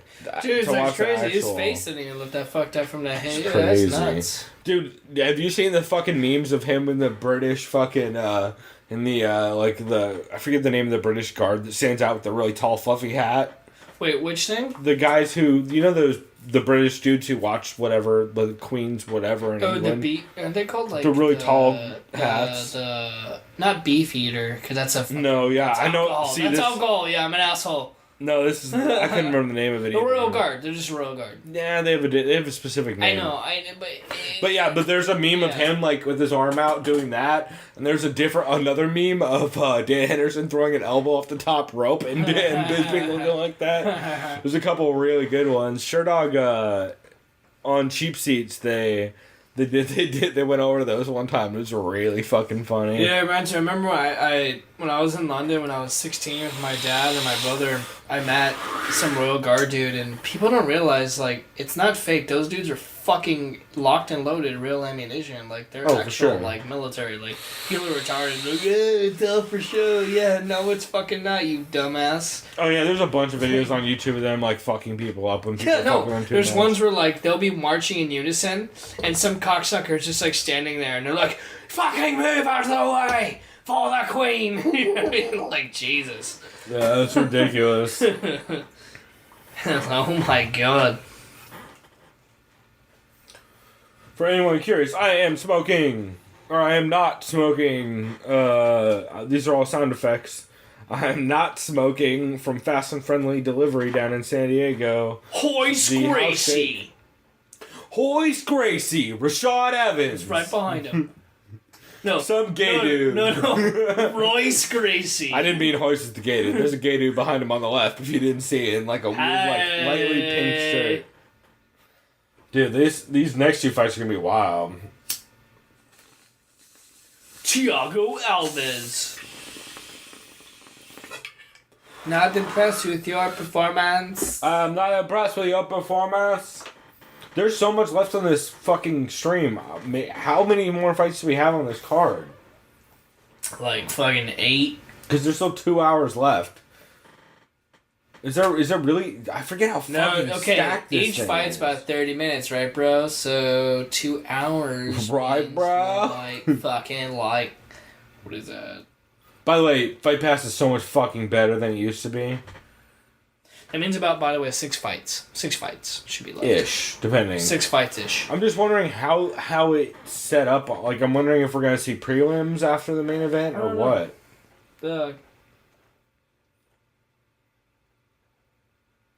I can do it with dinosaurs. I can do it with When I was retired, I was like, fuck it. I want to be in Captain America and fight Captain America because that's awesome. Since Captain America, the only way Captain America is better is if we had dinosaurs. To be fair, Captain America has serum, which is like steroid. That's why he beat me. I just want to improve my performance with dinosaurs. That was a pretty great scene, though. I like to be the Velociraptor, and I like my opponent to be the guy from Seinfeld. I think it's the T-Rex that fucked him. Paul Feldman? Nope. That almost said Paul Felder. His name was Feldman on Seinfeld, and his actual name is Paul Newman? Nope, that's a race car driver. No. Newman was his name on. Just Newman. Just called Oh God! See, I just combined like either 8 way, different shows and 3 different in names. that fucking Captain America Winter Soldier movie he was in, they made him look like a kickboxer, but he did a kick-ass job, dude. Well, that's ironic, Chris, because he's going to be in a movie called The Kickboxer with Jean-Claude Van Damme. Are you talking about the reboot one? Yeah. Oh, right on. Yeah, he is the kickboxer in the reboot. He's the main motherfucker? That's what I've heard, either that or he's training... it's all kind of weird rumors. No, Paige Van Zandt is supposed to be a part of it. No, she turned it down. No, she said she turned. Yeah. I just read the other day. She said she turned that down, and she turned down the WWE because she says she wants to go back to UFC. Fucking, I am a big Paige fan now. Yeah, no. No. GSP, he's gonna be in that movie, but he's not the main motherfucker. Really? Who is? No, he's a some asshole. He's like some training. Some asshole. Yeah. I am the training partner. Some dude. I just for us a hobby, motherfucker. Yeah, some dude who's a training guy. Yeah, I'm pretty fucking positive though. GSP is definitely just part of that movie, and that's it. He's not like a main guy. But either way, for those who have seen Captain America: The Winter Soldier, GSP had a fantastic part. That was great. He kind of looked like he would go toe-to-toe with Captain America, but not really. I never saw that movie. Yeah, but that dude was so juicy. But then again, Captain America has a super solid serum, so obviously he would beat anyone. Well, but also, Captain America, the guy who's playing him, was so roided out. Yeah, Chris Evans is roided to the gills, and he admits that too. Dude, he even admitted in an interview, he's like, fuck working out, right? Well, no, I mean, like, they all do it. Like, that's how Christian Bale gets ripped for Batman every time. No, dude, think about Christian Bale. Gills. The movie before Batman Begins in 2005 was The Machinist. That's what I was like fucking 95, 100 pounds, right? How do you explain going from like 105 pounds and like fucking 210, bro? Steroids. Especially in the amount of time he did it. Yeah, and hey, good for him. I love Batman Begins. The movie's fucking great. Either way. I hate Batman movies. I hate comic book movies unless they have 80s music splattered all over them. That's why you like Guardians. Yeah, that's what I'm saying. Exactly. Splatter the 80s all over anything. I like it. See, I'm the comic book fucking nerd. But either way, you could make a fucking Rocket Raccoon movie, and as long as it had the 80s splatter all over it, I'd be into it. Of course. Yeah. Make a Sonny Crockett reference or two, and I'm in. Yeah, it'd be fucking fantastic. That sounded real weird on Rogan.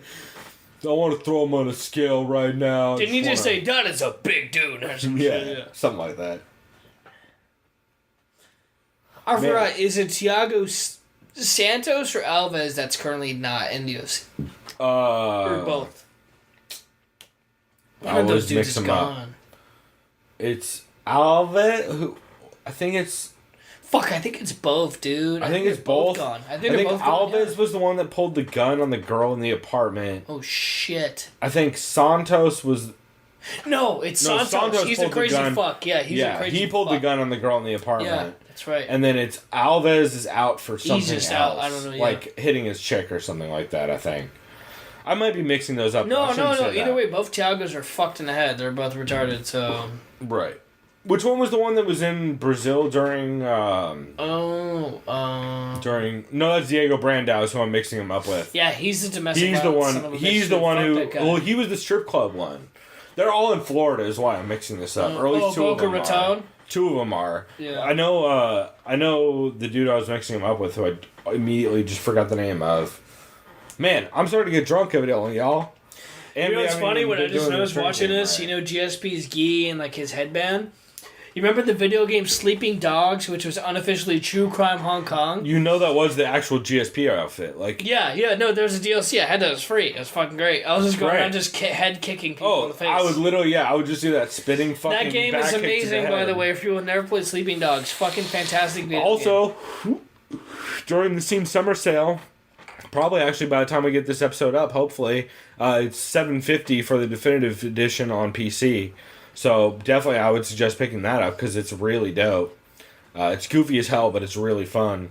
And you can wear a GSP headband and jean shorts and run around fucking spin kicking dudes in the face. Yep. It's pretty great.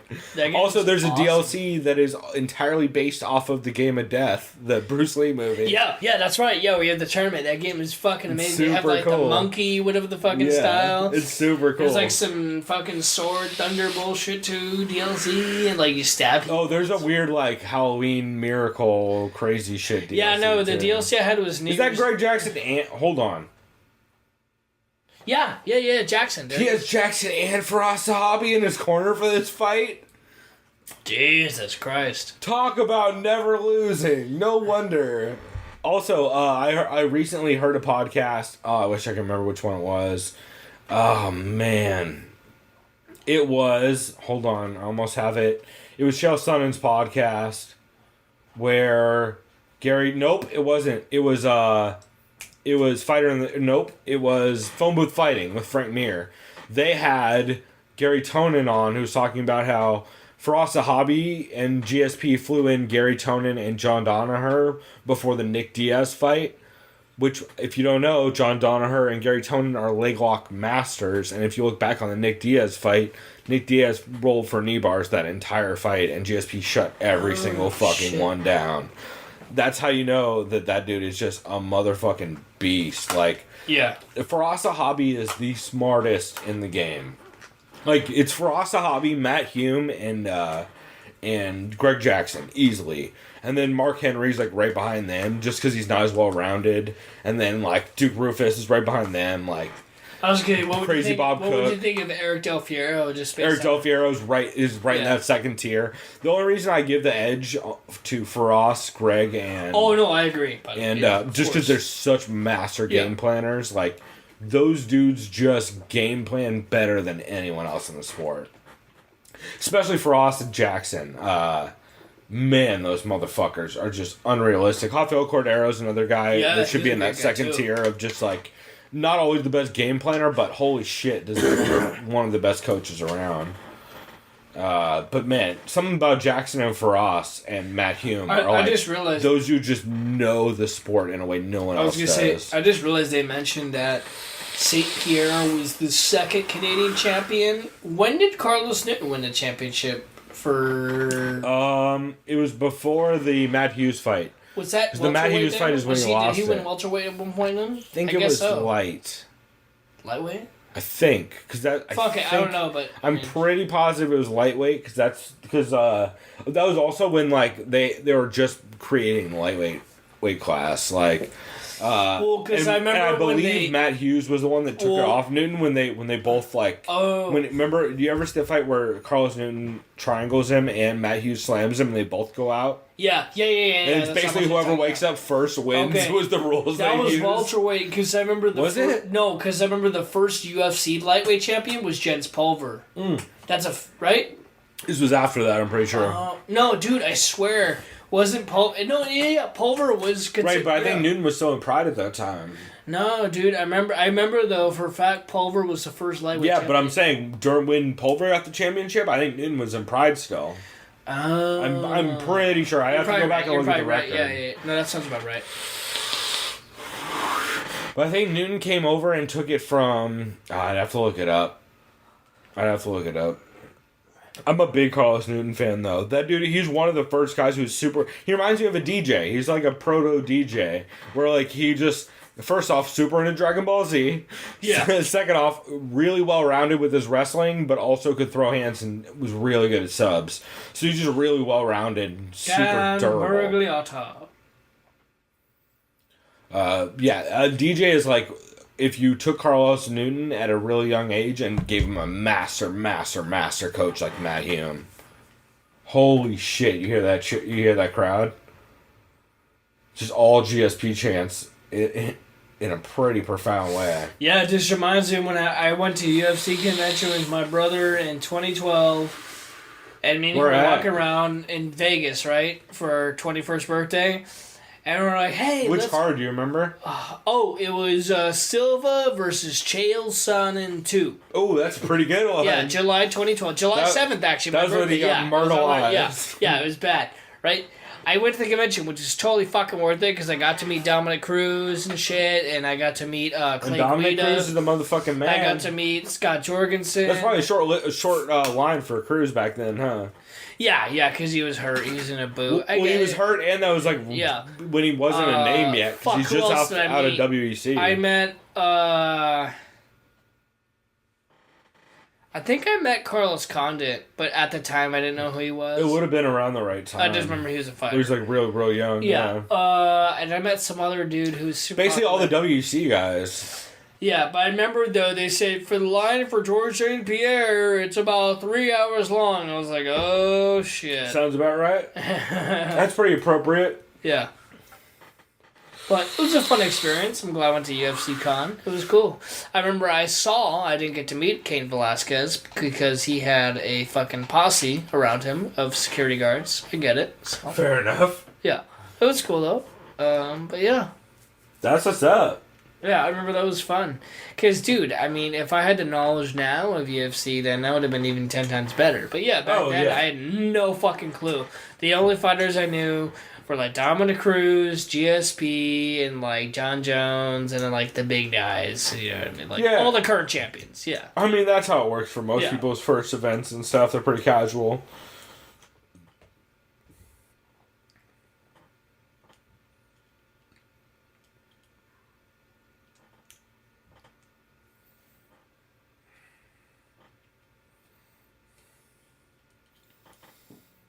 Oh, also, we owe a bunch of drinks for Bells that we didn't drink on. I got to answer a phone call. Oh, yeah, go for it.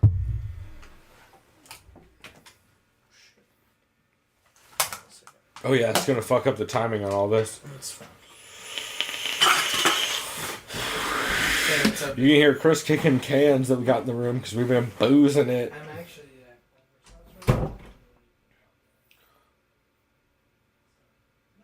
GSP's looking big in this fight. Ooh. That's such an awkward combination. It has Frost written all over it. Because it's such a distance. I mean, it's easily a big component of being an outside fighter like GSP likes to be. He rarely tries to engage in the inside. If he engages you on the inside, he's immediately looking to either blast you in the clinch or sweep you and drop you on your head.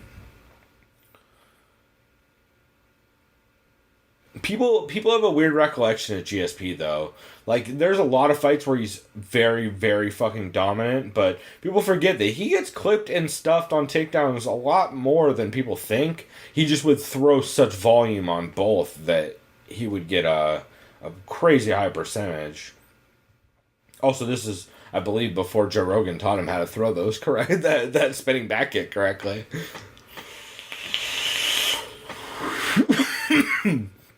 That's one of my favorite videos ever. It's that video of Rogan being you see Rogan hit the bag with that spinning back kick, and you see GSP's eyes light up and go, "Oh shit, show me that again. Hold on, show me that again."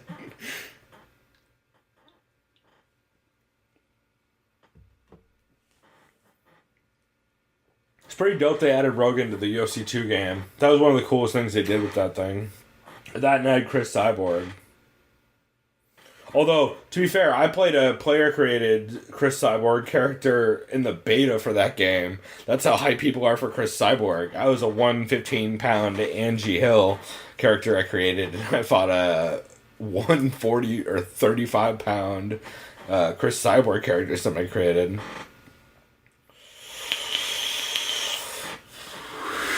Also, for anyone curious, I switched. I am now vaping Sleeping Monkey from Stash E-Liquid at 0.35 ohms on the Hobo V3 on top of the Charlie mech mod. It's the Lancelot Charlie version, I believe.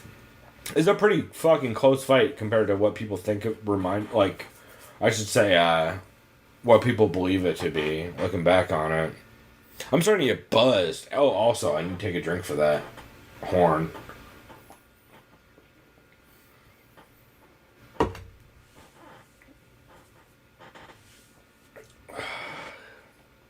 I love hearing Greg Jackson cornering.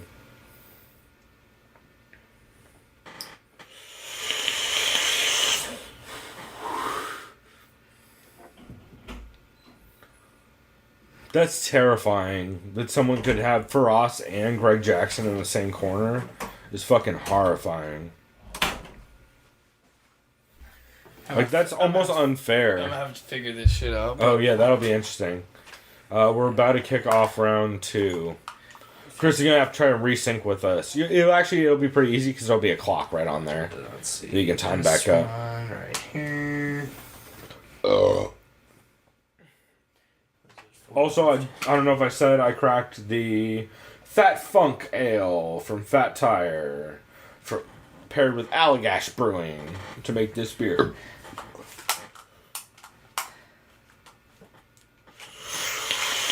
This looks about right. Thiago Alves has been pretty fucking sharp so far in this fight.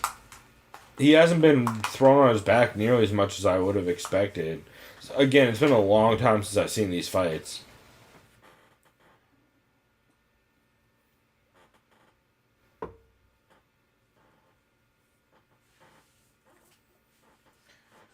Also, was GSP... Damn it. Was GSP even the champ this time? He was, right? I believe so, yeah. I'm pretty sure he was. Oh, yeah, you know what? He was, because he just took it back from what's-his-face, and then had the Abu Dhabi fight, I'm pretty sure. Or not. No, that was Anderson that had the Abu Dhabi fight. GSP just took it back from... What's his face? Okay, Hughes or Sarah? One of them. Bro. Fuck, I think I actually found it.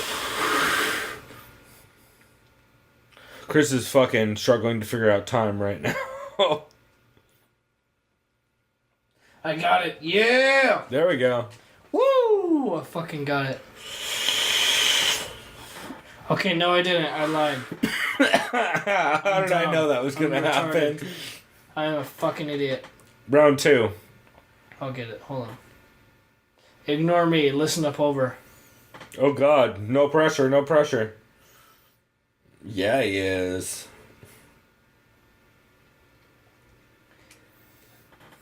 Saudin's been on that LTE. This is when this starts to be just a George St. Pierre fight. Like, this is how I picture every George St. Pierre fight I've ever seen. Is him on top, trying to pass, throwing dirty elbows, and just constantly smothering dudes. Oh shit, I'm in the 3rd round. That's not good. Hold on.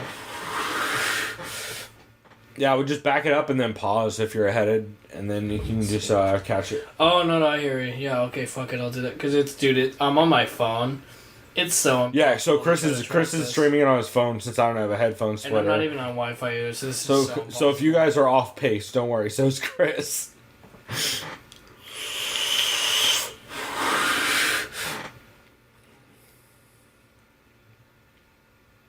Man, GSP's just been so dominant this round.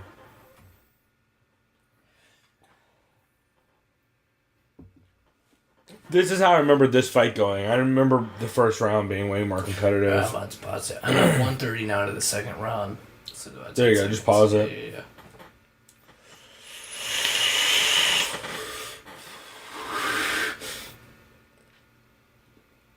It was back when Thiago Santos had a pretty not great gas tank, too, from what I remember. I'm pretty much on. Cool. See that? Good enough. Yeah. Yeah. Okay. You're pretty much nailed it. All right.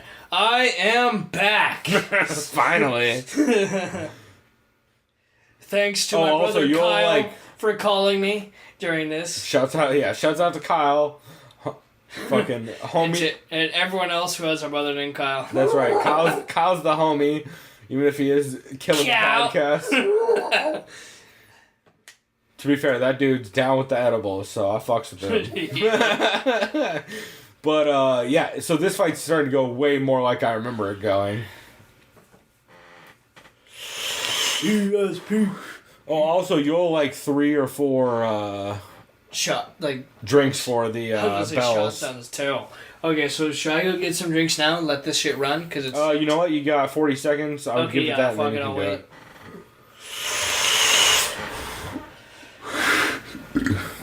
Because then you can just pocket that and go walk and grab it. Also, I'm going to go take a piss at some point, so that'll be fun. So do you want me to grab, like, fucking 3 beers? Yeah, just grab, like, 4 of them. 4? Yeah. Grab 3, because I'm pretty good on this.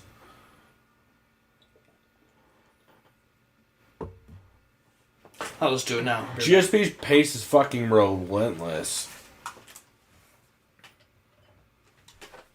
This is crazy. GSP's cardio alone is fucking terrifying. He has that Diaz brothers kind of cardio where you're just like, fuck everything about this.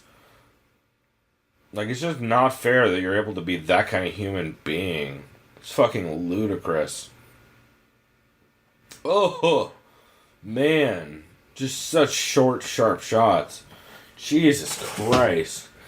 Also, the fuck, man. The idea of how, like, this is blowing my mind. I didn't realize that back then he had Jackson and Frost in the corner. Frost looks kind of not happy about Greg handling it, though. If you look at Frost's facial expressions in the background.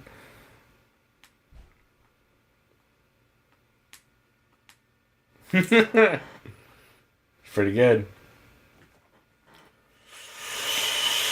Just the idea that you could have both those two in the same corner is fucking ludicrous.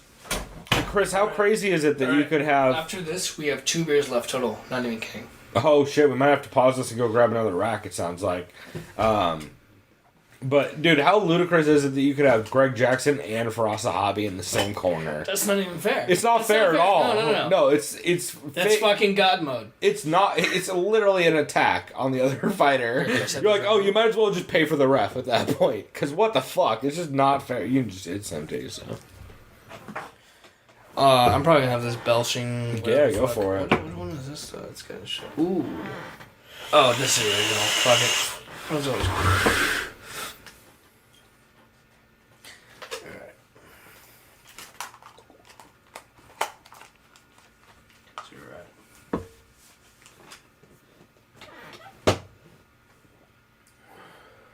Oh, also, you owe 4 drinks now.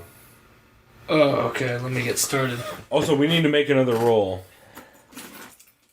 Should be every takedown, huh? That way we have to watch. Yeah, because George is that motherfucker. Like, that way we're more attentive of, like... I want to make a roll that makes us focus more. Because we're blabbering like a fight companion show. This is why every Joe Rogan... Now I understand why every Joe Rogan fight companion has nothing to do with the fights. It's because you get talking about fucking... goddamn Blood Dragon games and shit, you know what I mean? Talking about how Mafia 2 is dope because New Orleans.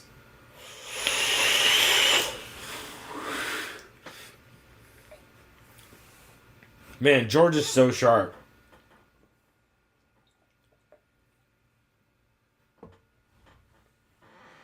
Oh, that's a drink. Another takedown, yep. Thank you, George, for the other drink. Thank you, George, for the beer. I appreciate your performance. I am very impressed by performance. That's the one thing too, man. Like, you know how you see like all those haters on social media? I always see people go, George St. Pierre just arrests people. Oh, Dominic Cruz, he runs. He's a pussy. Fuck him. I mean, people hate Floyd, too. No, like, okay, like, see, I remember when I used to watch boxing, right? This is me. Don't get me wrong. I was the guy who thought Pacquiao was the best boxer at welterweight, which I was wrong, because it was always Floyd. It's always been Floyd. It's always been Floyd, right? Okay. But that's mostly because blocking counts for points in boxing. That's why Floyd's the best. Yeah. If blocking didn't matter, then Floyd would not be the best. Yeah, but blocking counts for points, and he scores the most points. And by the way, for all those, sorry, by the way, I'm not dipping in MMA. Oh, that looks like an eye gouge by George. For all those who've been paying attention to Saul Canelo Alvarez, he's being a pussy currently and avoiding Gennady Triple G Golovkin. How do you not try to annoy By the way, Gennady, by the way, is the name. Gennady. By the way, Gennady sounds like a girl's name, so I'm going Gennady. Like, it's supposed to be pronounced. I butchered that because I'm not Ukrainian, so I'm sorry I butchered that name. I'm not Ukrainian. To be fair, ask me how to pronounce his middle name, because I don't know at all. Okay, so Gennady Golovkin, Gennady was supposed to fight Canelo, right? Anyways, Canelo's a bitch. Sorry, guys. Sorry Mexican fans, basically. Now, Canelo is fighting Liam Smith. First off, no one cares. Don't call a fighter a bitch. Let's make that okay. Yeah. Guess what? Now I sound like a 10-second swing. You know what? That's 10-second swing. No, Go ahead. I will. Sorry. I apologize in advance because, first of all, I have no right ever to call any fighter a bitch. Thank you. First of all, I'm not a fighter. I'm a fucking pussy-ass asshole. That's right. If I hit Chris in the face, he'd get real upset. That's how that would go. It's true. So, 10-second swing. Go for it. Let's go. Right now. Boom. We started at 46, so swing to 36 on the clock. Oh, as George drops him, Chris is still chugging. Keep chugging. No homo. All right, you good. So that's the rule on the podcast. You ever see anything disparaging about a fighter, he gets 10-second swing. We don't have to say no homo anymore. It's 2016. Also, no homo. Because that was some gay shit. I don't know. Man, yeah. This is how I remember this fight going. But yeah. Also, we didn't take a drink for that takedown. The lesson learned is cheers. I have no right to ever call any fighter pussy because no one does unless they fight. But to be fair, I've never been in a real fight because I'm an asshole. The only fighting I've ever done was sparring with my friends, but we were wearing protective headgear while boxing. So see, exactly. Well, also, yeah, learning what these are the rules for the podcast that we're telling everybody ahead of time. This is how we keep Chris's ego in check. Yep. Chris, go ahead and tell everybody how tall you are, just so we can get some perspective. I'm barely accurately. I'm about 5'6.5". That's what I'm talking about. Yeah. I'm not gonna be one of those bros who's like, "Yo, bro, I'm 5'7". You're like maybe a 135er, maybe. No, see, recently I'm about you know how weight fluctuates. I'm about 148, so whatever you want. Wait, your walking weight is 148? My like what? Like if you were to, what do you weigh right now? What do I weigh right now? Like after eating, you know what I mean? Yeah. Like hydrated weight. Let's call it that. Hydrated weight. I'm about 149, 150. Oh yeah, you're a 125er, dog. Yeah, exactly. Yeah. See, if I was a fighter and I was in shape, I'd be a 125. Yeah, and Dodson would be way bigger than you.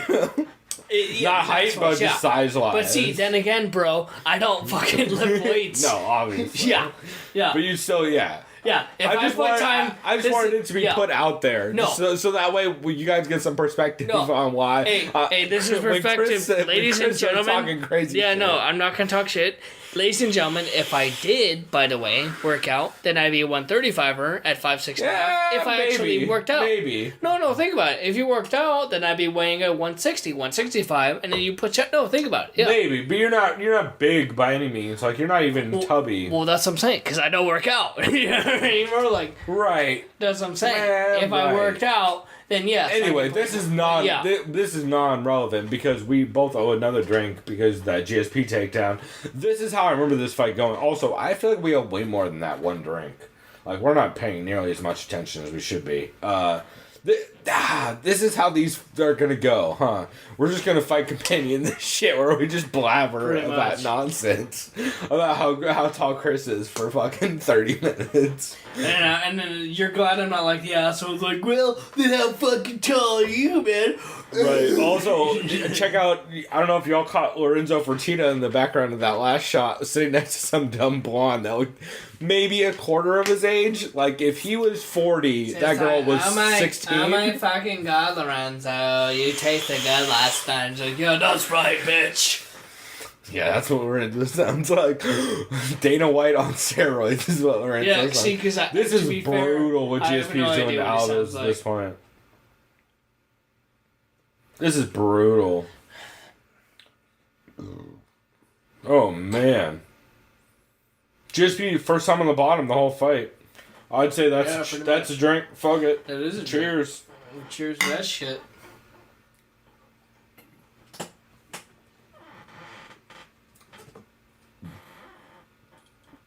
New beer.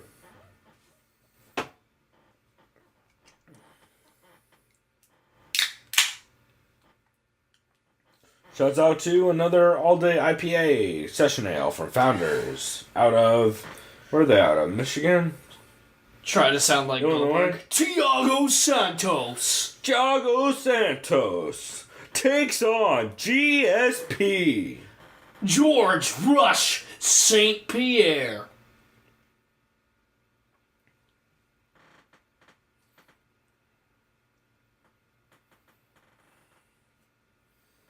Trying to figure out where this beer is from. I can't figure it out. Yeah, I can't remember either. Michigan. That's right. We're done. Grand Rapids. I gotta take a piss so bad. Then do it. Alright, easy, bro.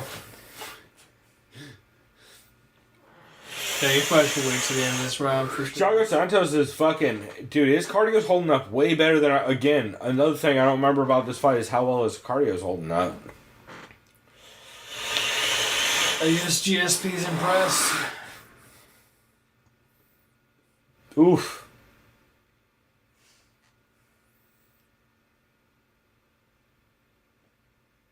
Oh, man, GSP is so sharp.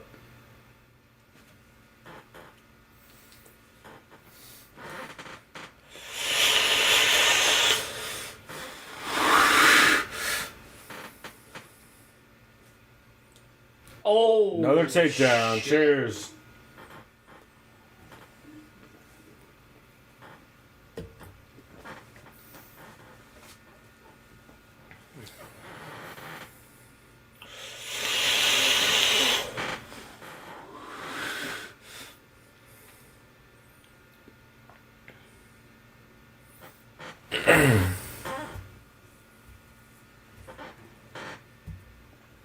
GSP's just so fucking smothering. Gotta be another takedown. Never mind. Didn't even need it. Took the back. Single hook. Oh! Nope. He sacrificed it for the second hook. Body triangle maybe? Nope. I was gonna say, how do you line up an anaconda on that? You probably have to get You all the hooks don't, in, right? because Yeah, Anaconda is set up from north-south.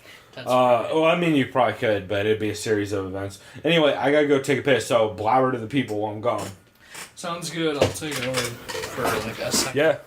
Fucking blabber about whatever you want. Oh, shit. Oh, shit. Apologies for bumping the mic. Here, let me move out of the way as soon as we get out of the way. Yeah, I'm gonna bump. Right? I'm gonna bump him like a couple times on this, so... Apologies, bitches! Yo, when Chris gets boring, that's a drink. I know, right? Alright, either way, Greg Jackson's in the corner right now of GSP because, of course, he has the fucking, obviously stacked corner of Greg Jackson, Frab Zahas. I know I probably said that name wrong because I know his name, but whatever. Either way, it's going into round 5, and GSP is winning this fight because he's grappling the hell out of Thiago Santos. Thiago Santos is still bleeding from his nose. George St. Pierre is ready and determined with his face. I know y'all who are following along with this same exact stream are singing the same things as me. Possibly. Either way, let's get it going. Here they go in touch gloves. We'll see what goes on. Championship round, or better yet, the end of the championship rounds, which is the 5th.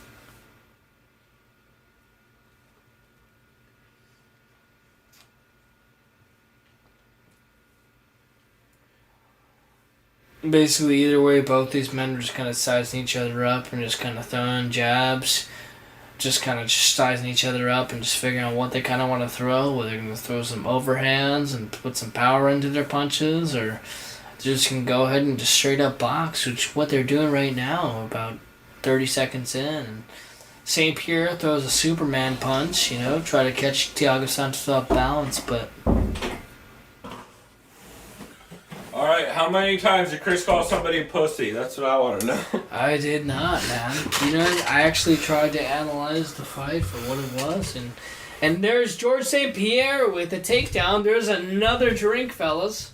Oh, sorry about bumping the mic. Oh, God, almost ate shit. Pulver almost ate shit. That's another drink. That should be. Oh, sorry. The way we have this set up is not the most mobile friendly. GSP has them right here. In control. Also, you owe at least 2 drinks for the end of the round and the beginning of the round, right? That's fine, yeah. Whatever you want to do. I mean, remember each bell. That's right. Holy shit, I forgot about that. Yeah, I know. Thiago Santos looking rough. George St. Pierre getting him in the clinch, trying to gain leverage right here. Getting those double hooks in. Yeah, it's interesting. Separates right here, and about 3:14 of the 5th round left to go. Yeah, it's interesting to see so much of Thiago Santos just being able to hang in this deep with this much cardio. Like, I figured all the wrestling in GSP would have nullified a lot of his cardio by now, but he's still coming forward. I mean, he's not putting on a crazy pace, but he's definitely still hanging in there throwing heat. He's not just like hands at his fucking both these fighters wailing. both have similar builds too, in effect. But St. Pierre looks like he has a better cardio, at least as far as being able to... I mean, GSP's always had crazy good cardio. GSP going for another takedown against the cage. Jesus. Oh my goodness, just takes him down. Just with the double I got Chris is going back to his announcer voice, guys. I don't know if you noticed this, but whenever Chris gets drunk, he starts doing an announcer voice. That's all for effect. Just like that. See you know what everybody loves? Effect. That's why Mike Goldberg's everybody's favorite. I know, see, that's the thing. Yeah, I'm not going to try to like, Mike Goldberg, the asshole. Embrace the grind. Oh, dude, who the fuck did he say that? That was really bad. He says it every fucking No. It was Cormier, dude. He was like, embrace the grind, get the blood. He says it every AKA fight. He really just every bad. Kane fight. If you watch the Kane fights back to back, it's just a giant montage of Goldberg going, embrace the grind, Joe. Yeah, I remember I saw him. Joe just gets silent. I remember I saw him. It's like, embrace the grind, blah blah blah blah, and Joe's like, You just hear Joe go silent every time he says it now. That was beers falling over. That's another takedown. George St. Pierre at the other takedown right here. Thiago Santos on his back again. GSP's the reason I made this rule, by the way. Just I had a feeling this is going to be the case. Keeping his distance with his forearm.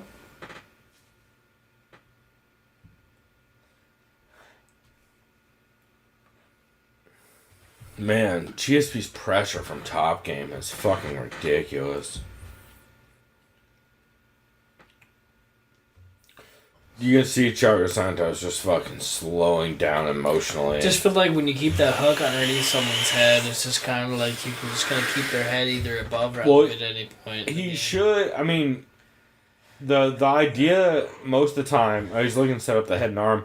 Most of the time, you like from what most coaches I've heard say, you want to keep both your arms. You want to keep your forearms on their shoulders. So you want to keep your hands off the mat. Don't you want to keep them kind of square to the ground? Yeah, because if your hand is touching the mat, they have an easier chance of locking up a sub. It's a little different from half control. Because I know, from half guard. I know if you're in full guard, usually don't they try to full guard? You always want to keep your hands off the mat. Yeah, because I know they try to grab your neck to keep you from moving head movement. Well, also you want to keep your hands off the mat from full guard because it's easier to set up an arm bar or a sweep if you have it touching. Whereas if you have your forearms, right there, I would have expected a suplex. Nah, I wouldn't. That's just, GSP plays it smart every time. That was a very fucking smart man. That's why it's not fair to have Faraz and Greg Jackson in the same corner because you just game plan. He blew out a knee or something. You see him win just then? Oh yeah, huh? Man, yeah, it seems like he blew out something in his leg. Oh, his groin. Oh, maybe that was when he pulled it. So, that's why it's not fair to have Faraz and Greg Jackson in the same corner because it's way too decisive. Yeah, you got one for striking and everything, and then you got the other guy for everything else with the grap. Oh, shit. It's all good. There's gonna be I'm gonna have to go through and chunk out all of the times we kick the shit out of the table the mic's on. Eventually we'll get used to this setup. Yeah. This was just GSP's run. See, the second half of this fight is what I remember of this fight, is where GSP just puts the pressure on, stays on top. It's just his main repertoire, man. That's just what he's known for. That's his game plan. And hey, man, if it works, it fucking works. I can't blame anyone for it. From what I remember, this is the fight where George pulled his hamstring or his groin, one of the two. But yeah, man, when you have two of the best game planners in the sport, I'm not surprised that he was able to put on that much pressure. Who is that? Yeah, who the fuck is that guy? Who is that guy? Probably like Dana White's bitch. Not enough because we would have known him more. Like, because now it's Dana. Who knows? Yeah, I don't know. There's just a guy. It must be a translator. No, wait. They both speak. No, it's got to be a translator for Thiago. Oh, right? Yeah, no, he looks Brazilian as fuck. He looks like a translator. Yeah. No, you're right. You're absolutely right. And it may be a thing where Dana asked him to hold the bell for a second. Because he looks like a translator, and he has the translator pass, it looks like.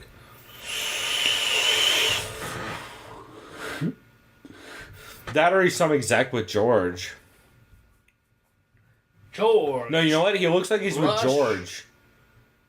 Pierre. Maybe he's a French translator for George, even though he doesn't need one. We will find out.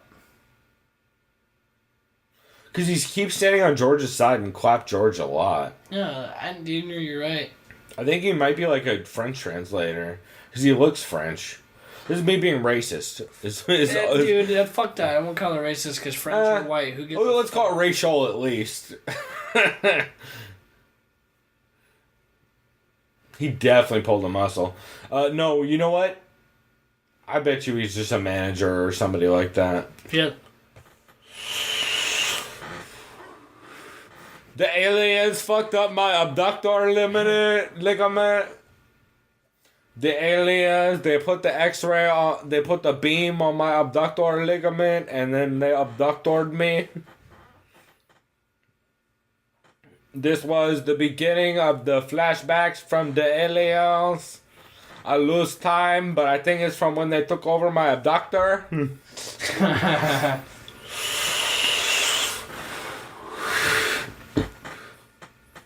I need to hold my abductor more. It looked like I'm holding my dick, but it's not. It's my abductor. My balls kind of hurt, but... Some women call my dick the abductor, but that's just a coincidence. You know what? My balls look like they kind of hurt, but it's up to the woman who depends on my balls. It's not fair that they call it the abductor because my actual abductor was hurt, so clearly I was not abductoring them. And don't don't go on what my woman said on her last performance because she was not impressive. I was not impressed by her performance. Yeah, because my performance now was beyond what I thought it would My be. abductor's performance was not good, but my performance with her abductor, I was not an abductor. I feel like I said the word abductor like 4,500 times in the last 30 seconds. It's appropriate, though. It's appropriate. All right, so new drinking game, Brock versus Frank. Is that the next one? Holy shit. What should be a good one? Yeah, it is, yeah.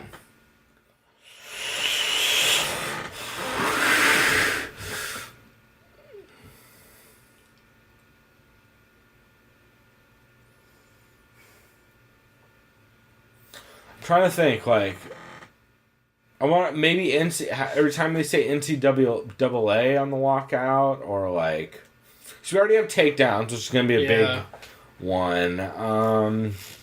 You know what? Fuck it. Let's go deep, Chris. Every time they say the words UFC from now on. Jesus, alright. Every time they say the word UFC. That's it. GSP is close. Every time there's a takedown, and every time there's a bell ring.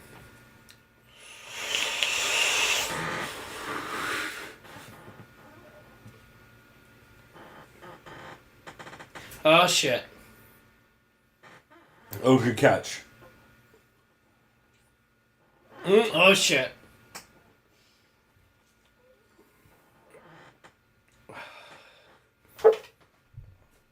Oh, shit. This is gonna be brutal. Basically, every time you hear me say, oh, shit.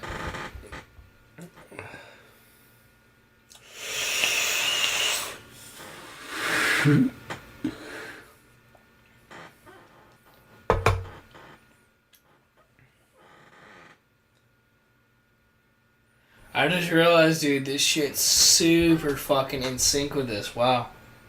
What do you mean?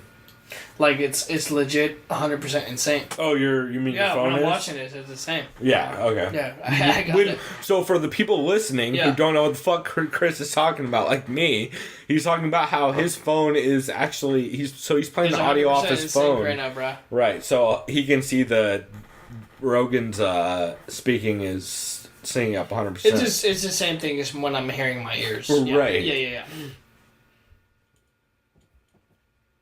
Also, we should probably take a drink because they probably said UFC at some point. I think they did, yeah. Cheers. Okay.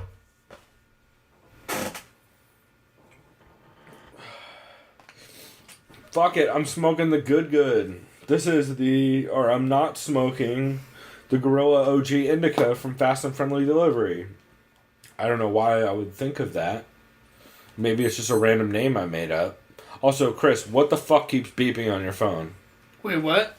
That beep beep noise. Is that your watch or your phone? Oh, that's my watch, dude. What is it? It's 10 o'clock. Explain to the people what the noise is. Okay, that noise is whenever it's the hour sharp, it just goes beep beep. And no one shit on you for this yet. Yeah, no, it's fine. So whenever it's okay, let me explain. Don't ever turn that on. Why? It's something I can't control, dude. It's so whenever it's like 1 o'clock, 2 o'clock, 3 you o'clock. can for sure turn that off on your. Okay, on you know your what? watch. Fuck it, because no one hears that shit. So by the way, whatever. they said UFC again, and everybody on the podcast just heard it twice. Yeah. So fuck it. Let's ring again. No, I'm just talking shit because it's driving me nuts, and I've never noticed it until right now. So, for sure, forever, I'm going to shit on Chris for this until he changes it, Whatever. by the way. I'm not going to change it. No, I know. That's why you guys don't understand. This is not a podcast bit. This is a bit that I'm going to keep playing out until Chris changes it forever. It's going to be great. Oh. Man, so you've seen the Brock Frank 1 fight, obviously, right? Yeah. Have you really? Wait, what? The Brock Frank fight. The way you responded to that, I could tell you weren't listening. I'm retarded, right? What? So, Brock Frank 1, have you seen it? Yeah, wasn't that the one where they kind of just went to war against each other and there was like a bunch of ground and pound and then Frank Mir was like, oh my god, the submission, holy shit, right? Yeah, well, I mean, you are describing it as it happens, but yeah, that is... Okay, sorry. Like, for the people listening, he's not looking at the TV, he's looking at me while describing this. I just but, like, he was saying it step by step as it happened, so it's pretty funny for me. I apologize. No, I thought you were asking me, do you remember how the first fight went? No, I was, but it was just ironic that you were saying it second for second. Oh, okay. See, like I said, he wasn't even looking at the TV, so he didn't even, he didn't know he was timing it up right. Alright, sorry everyone, I'm being retarded. Again, just funny for me.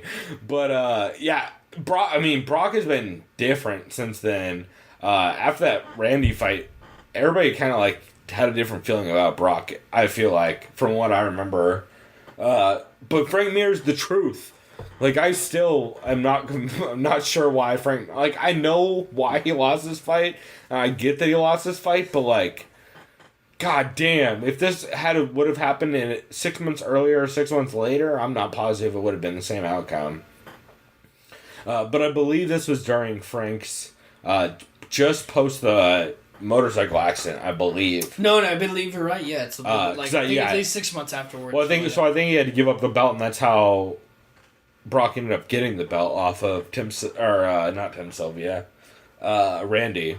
Because Randy got it off Tim, and then Brock got it off Randy, I believe. I might be mixing up that order. Yeah, that's right. That's right, yeah. Randy got it off Tim. Did he get it off Tim? It might not have been Tim. I believe it was Tim. I don't know. We'd have to look it up. Fuck it. Which we're not good at, because fuck it.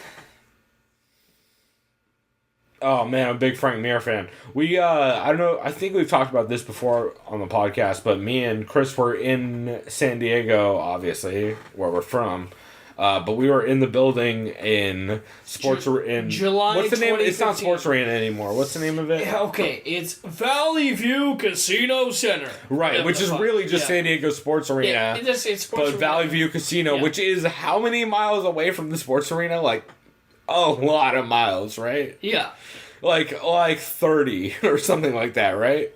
Yeah, like the actual Valley. It's like outside of San Diego County, like city. It's in San Diego County. Anyway, they basically just slapped their name on that shit, even though it's like halfway across town. But the Sports Arena, we saw Frank Mir fight the fight against Todd Duffy, which was local in San Diego. Also, Sarah Cheesecake Morris fought. I want to say that the chick that's fighting Holly Holm, but I think it's the other one. The other Russian-Ukrainian chick. One of those two. Well, because I know It wasn't Shevchenko. It was the other one, I think. Or maybe it was Shevchenko. Because I know the two... I forget. If you think These are the things I should be Googling while we're doing a podcast if I was working myself. If you think about it now, the two big-name fights that we saw Holly Holm fight. I can't remember who she fought. But then we saw fucking Tony Ferguson fight, dude. That was nuts. Saw Tony Ferguson fight... wasn't it Jeremy Stevens? Jeremy Stevens. Yeah, when he was at... No, Josh Thompson. Oh, Josh Thompson. Josh Thompson's last fight in the UFC. Those guys always confuse me. Yes. And if you remember right, the dude next to us was like, Josh Thompson's going to win this. I'm like, I'm sorry, bro. I'm a big Josh Thompson fan too, because San Diego, but he's not. But Tony Ferguson's a beast and he's going to guillotine him.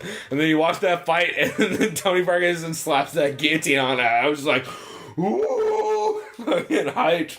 Knew that shit was over. Although, to be fair, that same dude did, like, hug me when Frank Mir knocked out Todd Duffy for no reason. Yeah, dude was way too hyped. Straight up stranger just turned over and they gave me a big-ass hug during that. I was like... All right. Luckily, you were chill the whole night, so I'm cool with this, but that was a weird response. He was way too hyped. Yeah, I was just turned over to give him props, and then he just gave me a big-ass hug. I was like, all right, cool, bro.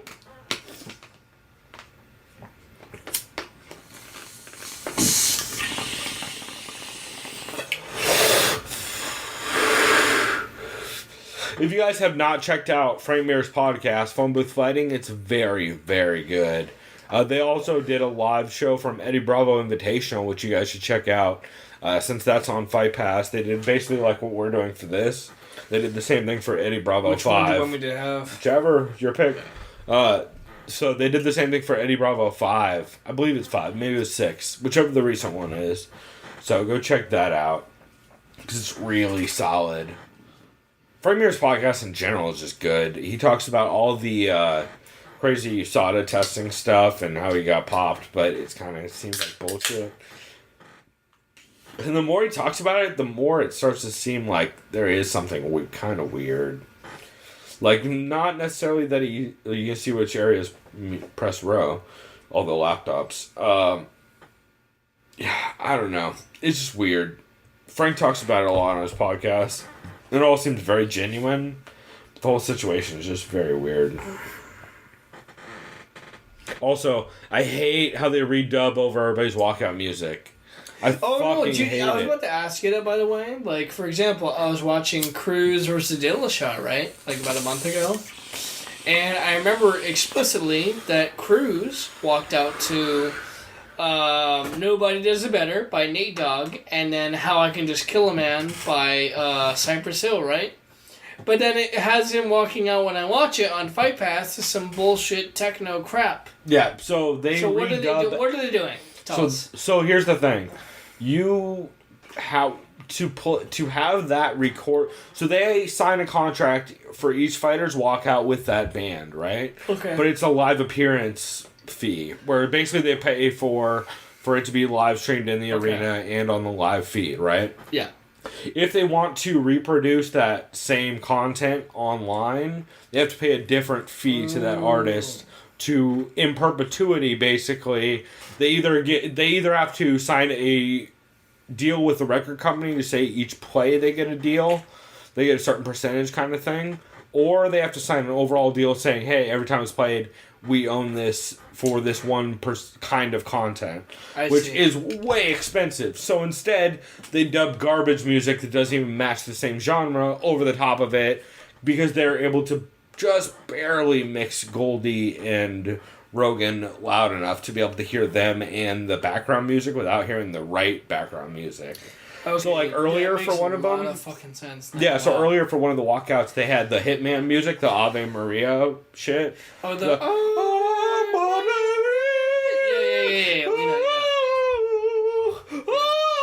yeah, that shit. Anyway, they had that. But then they're like dubbing just some weird fucking bass beat over the top of it. Oh shit. And I was trying to figure out like, wait, which one's the one they're dubbing over? Is it the bass beat or the Ave Maria bullshit? And then eventually you tell it was the Ave Maria, so but yeah, it's basically they just don't want to pay the additional fee to have to own that song.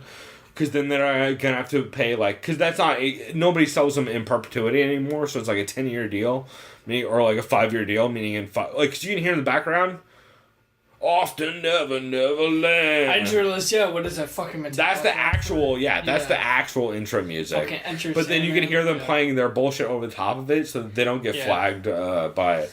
So it's very shitty. That's and a weird. good point because I remember when I was watching Dominic Cruz walk out. It's like you can hear Cypress Hill. Here is something you can't understand, but then it's I hate it. But over that, it was like some techno. I hate it, and I've sent numerous emails to Fightpass, not that they'll give a shit, saying like, "Hey, fuckfaces, 2 things: either get the same genre of music, because it's disturbing when Josh, fucking when goddamn." What's the goddamn heavyweight Josh Barnett. When Josh Barnett is coming out to like weird pop music, it's upsetting to watch because it should be at least metal because you have metal music signed. You just didn't choose it. Well, number 2, it's so disrespectful. Like, just play the same shitty UFC music bed over everything like you do for everything else. Yep. Don't play whatever weird, don't assign fighters music because it's so disrespectful. Yep. I don't know. It's weird and it bothers me. It's one of those few things that, I fucking just can't stand about Fight Pass. I get why they do it. I just don't like the way they do it. I agree. And it sucks, too, because it's a non-legitimate preservation of that moment in time, you know what I mean? Yep. And it's gonna be, like, since this shit's getting so prevalent, it's gonna be lost. Like, the right walkout songs in that moment in time where they're walking. Like, so I just realized, is that how it's always gonna be for Fightpass shit? So here's the weird shit, is they don't change Pride songs because they don't own Pride, so they can just blame it on some company that isn't even around anymore. Oh, I see. Whereas with their specific content, they are directly responsible, so they can't put it off on somebody. So, like, if you watch old Pride fights, it's the actual Vanderlei walkout music most of the time. That makes sense. But if you watch their shit, it's like some weird generic fucking pop punk band over fucking Josh Barnett, where you're like, stop it! It's upsetting. It is. That sounds fucked. You guys, I don't know if you could tell, but Chris has gotten fucked up in the last, like, a little bit, couple minutes. He's barely opened his eyes for most of this walk. I'm really tired. But then again, I haven't eaten in the past about 6 hours, so I'm hanging in there, guys. That ain't gonna help, Root me on. We'll have to go hit up Elko or something after this. Yeah, I agree. Hit up Elko and then hit up Blarney or something. Because all I'm doing tomorrow, guys, for my homework is going to breweries in San Diego County. Woo! Pretty good homework. Yup. If you had to pick homework, that's the way to do it. Yup. Hey, think about this, dude. That's what my homework assignment said. It's like, hey, choose an assignment that's going to be a feature article, right? And you know what I was thinking? I was thinking craft beer and how it influences fucking college students. And you know what? I'm a college student and so on and so everyone else. So fuck it. Let's go. Let's just cheat. Right. Yo, cheating but in the most accurate of ways. Yeah. I'll make it work. So this fight is fucking fantastic. Okay, thanks, Joe. I know, right?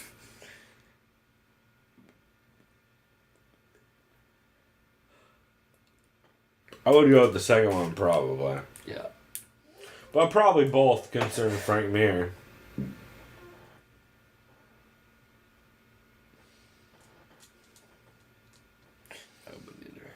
Man, the more I watch this fight, the more I want to put more money on Mark Hunt. Jesus, I just spilled beer on me, so... Oh, also, you guys, I think I've said this on the podcast before, but Mark Hunt, Nate Diaz parlay right now is like plus 150. Yeah, it's some great. Fucking crazy amount. Like, I just keep throwing any free money I have on that parlay, because it's gonna pay fucking the same way Nate Diaz, Misha Tate did. Like, it's just gonna happen. Even if it doesn't, put money on Nate Diaz, because that dude is free money right now. And last time I checked, Nate was like plus 110 or something stupid again. You're talking about the first time? Right now. For the next one. That sounds right. That sounds about right. He's like plus 110. Yeah, that sounds about right. He should be minus like 130. Yeah, if I was them... It's because of fucking Connor fans. Excuse me. If I was them, I would say Nate minus 175. That's me. Fuck it. Well, yeah, but the reason they do that, though, is because most of it's based on enticing people into betting. Yeah. And Connor at minus 105 lets all the Connor fans bet. But Nate at minus 110 or plus 110 or whatever lets all the Nate Diaz fans go like, oh, free money.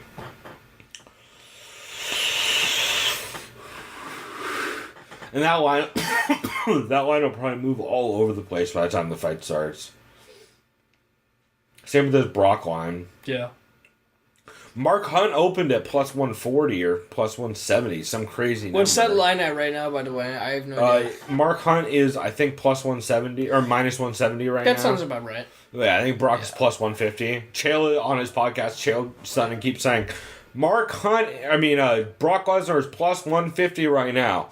Everyone, go take their money. Go put money on Mark Hunt. Yeah. Just take their money. It's free money.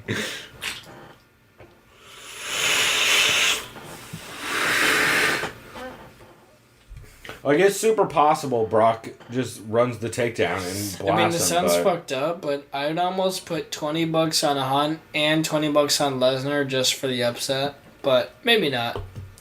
That's why I'm not a betting man. If you did, well, first off. That's why I'm not a betting man, by the way. That's what I would do, though. It's a bad way to try to make money, just off the fact that you lose so much trying to make so much, you know? Unless you were going to bet both of them inside the distance, and then maybe. Okay, how about this? Let's just reiterate that. I would do $20 on Hunt. Just... You could do win straight up, right? So win straight up. And then I would do 20 on Brock inside the Lesnar distance. by... Fuck it, by TKO, dude. Ground and pound. By KO? That's got to give you some money, yeah. By TKO. Well, it's the same thing. KO, TKO Okay, on most sites. That's got to give you some fucking money. Yeah. I mean, yeah, you'd want to look at whether inside the distance or just TKO or KO is more. But, because sometimes it doesn't make sense, but they're different. But, yeah, I mean, you would think, but the thing is, you're not going to get nearly the odds you should betting Brock. Because Brock's a huge underdog, and you're not going to get good odds just because the WWE crowd's going to fuck up the odds. A good point. So, like, the MMA fans are all going to bet on Mark just because... And I get it. It makes sense. Yeah. If you're out for 2 years, you should be bet against. I always bet against that activity. Of course. Always. The only person, I feel like, in history that kind of defied the odds being out was, Cruz? He's the only person I didn't bet against the activity on. And by the way, guess who the fuck I made money off of? Yeah. Yeah, because I remember you made money. Because I remember, like, I'm a betting guy. I was like, fuck. I had like $50 on that. Because I remember you asked me, like, hey, who won this fight? I was like, oh, Dillashaw, right? And I was like, don't get me wrong. We both thought he did at the end of that. Don't get me wrong. I wanted Cruz to win, and I was fucking fantastic. We both did, but we both thought Dillashaw took that. And rewatching it, man, it's hard to argue against it. Rewatching it, I thought Cruz won. Every time I watch it, I have a different opinion on it. Like, see, rewatching it, I thought so fucking close. It, I thought it was 1, 2, 3 Cruz barely. See, I think, what I mean? I think 1 and 3 were actually fucking TJ's rounds, and I think 2, 4, 5. I think 2 Cruz. And 4 and 5 were barely. Oh, Cruz. that's right, because 5 was and bonkers. 5 is like literally. 5 was bonkers. I would have given that rewatching it the most recent time I have. I would have given that fight a draw. Just because I thought the last round was so fucking close. Like, that's a good point, man. Either way, whatever the judges decide, you definitely give the end of it to TJ, but if you score the whole round as a round, Cruz was lighting him up in the beginning of it. I was gonna say, by the way, let's chime in, right? Let me chime in. I know you've heard this. I hope you have. Did you hear who Cody Garbrandt supposed to fight at 203? Takeya Mizugaki, bro. I have not heard that. It's either at 202 or 203. However, okay, listen to this. Fight. Listen to this. This is what I've heard. Fans, right? Like me and you, right? Want 203. Guess why? Ohio, Cleveland, right? Right. However, UFC is thinking 202 with the Diaz-McGregor 2. Because they want a big co-main. Okay. So basically, Garbrandt apparently is going to fight Takeya Mizugaki, who has a respectable stand-up. So we'll see. I don't know how the fuck that's going to go. We'll see. Mizugaki has a nasty ground game compared to Garbrandt. Either way, it's going to be a good catch for Cody Garbrandt, and I love that fight. Okay, so now what they're saying is Cruz, what I was reading, is no matter what, going to fight the winner of Dillashaw Sensel. That's what they're saying. It's pretty... I feel like that was already... That's pretty evident. Like, I was kind of expecting that anyway. Yeah. Also, we owe a drink for that takedown. We owe like 2 drinks for the fucking That's right. thing. Either way... We're so bad at drinking games. Fuck. All my friends are terrible at drinking games, including myself.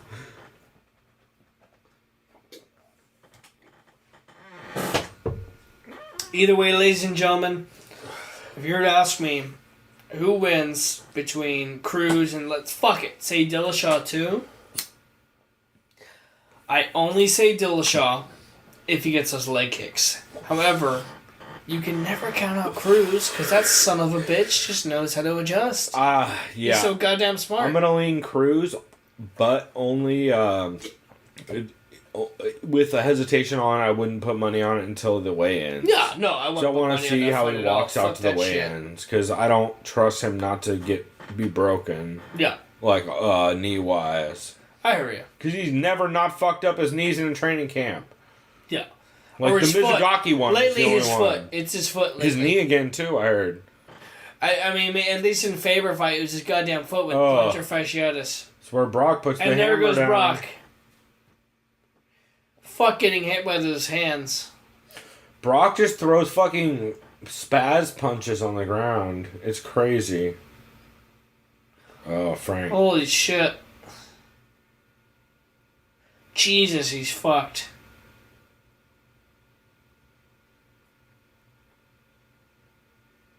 Boo! All those boos. Not gonna lie, I'd probably flip everyone off too, though. But let's be real, right? What?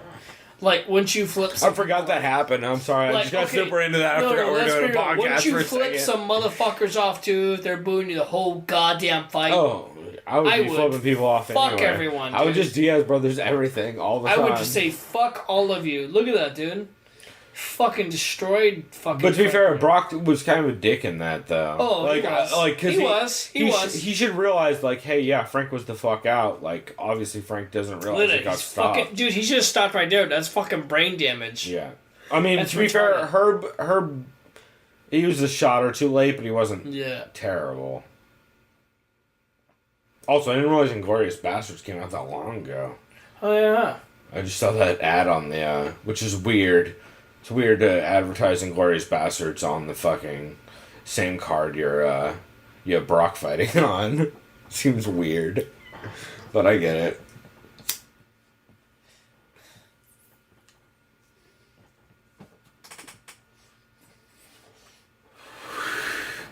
Man. This is a very weird card. All this card has been weird as shit.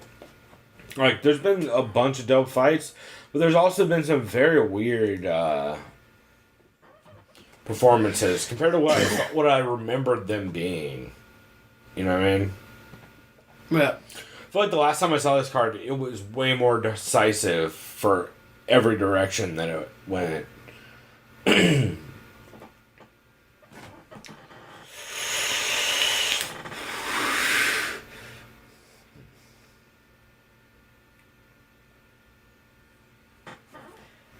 Everyone hates this dude, but dude, he's so goddamn fun to watch. Fuck it. Kinda, yeah, I hear you.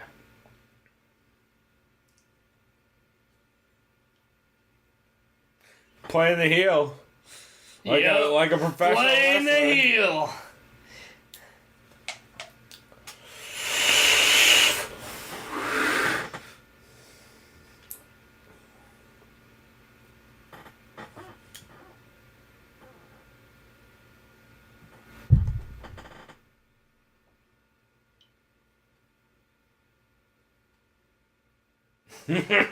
What a crackhead. Fuck it. Forgot that was his speech on that.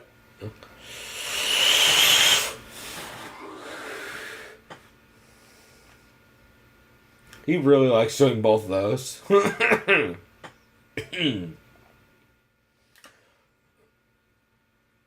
Dymatize? That's Jesus. the name of that company? Fucking Christ. Yeah, it was bad. He mollywopped Frank Mir.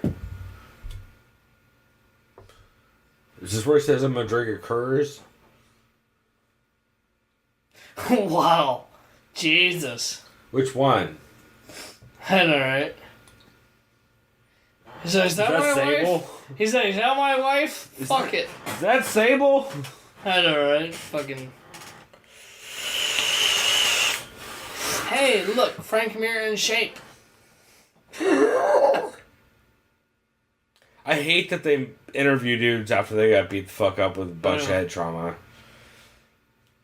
It's not fair to the guy, man. Like, to make him answer fucking questions when he's that beat the fuck up. It's not fair. Because who knows what the fuck's gonna come out of your mouth? Like, it could be crazy. Like, you could just say wild shit because you just had a bunch of head trauma inflicted on yourself. I totally fucking agree. It's super unfair, and, like, you're basically running on autopilot for the whole interview. Like, it's that shit where you're gonna watch it back and you're not gonna remember saying any of it kind of thing. Especially a stoppage like that. Yeah. It's fucked up they do that to dudes. Especially when they ask guys if they're gonna retire after a loss. It's like, I hate that shit. The most fucked up thing. Remember they asked Uriah Faber at Tom Cruise, "Hey Uriah, are you gonna retire?" Like, well, I don't know. I got blasted twice, but I haven't seen the fight, so I don't know how it went really. And then guess what? This week, Uriah Faber's like, no, I'm not retiring. I'm looking for more interesting fights, so fuck you. Remember when Sable used to be good looking? Yeah. And guess what? Remember when I was 12 and I actually watched WWE? Yeah, I only know the name of Sable because the Laps Fan Wrestling Podcast. Shout out. Yeah! Laps Fan's the best wrestling podcast. Oh, yeah, so here we go. They are going to play a bunch of the fucking prelims. fantastic fight right here. Dope. Both of them, John Fish and Paul Chago. It's going to be a dope fight. Again, especially these prelims. I don't remember most of them. By the way, if you were to say, who should Uriah Faber fight now, who would you say? I'd say Brian If Caraway. he wants I'd say out, Brian Caraway. Fuck it, that'd be great. Aren't they different weight classes? No, they are 35. You're right. I think it'd be great. I don't like that fight for Uriah at all. Maybe not. Yeah, Caraway probably wrestle the fuck out of him. Yeah, he's just gonna wrestle fucking how the whole about this? fight. Caraway versus who the fuck number 15 is? I don't know. I like him versus Almeida. You know what? That's a good one. Yeah. It's never a fight Caraway will take, but I love that fight. Okay, how about this? Caraway wants a top How 5 about spot. this? That's how you get it. How about this? Garbrandt is supposed to fight. Who the fuck did I say? Winner? No, you. They told me. No, someone told me online. Yeah. I just Goddamn, saw I'm it so recently. sorry, dude.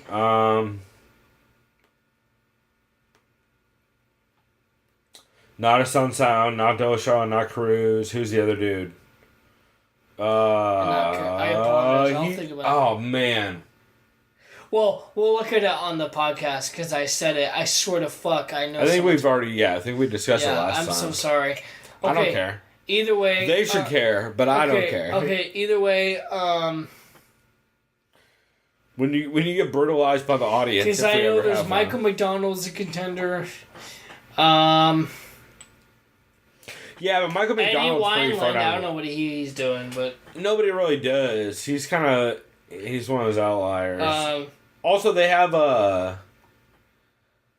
it was Mizugaki, bro. Oh, yeah. We just talked about this. They said that's a fact. Talked about this 30 minutes ago. They said that's gonna fucking happen. So that's great. I'm pretty sure that was on mic when we talked about that 30 minutes ago. I apologize again because but they said that's. You guys were probably sitting here screaming it since we just discussed it. Okay, let's discuss it again. Sorry, because they're introducing these guys, but let's talk about the bantamweight division real quick. Who would you like to see Uriah Faber fight?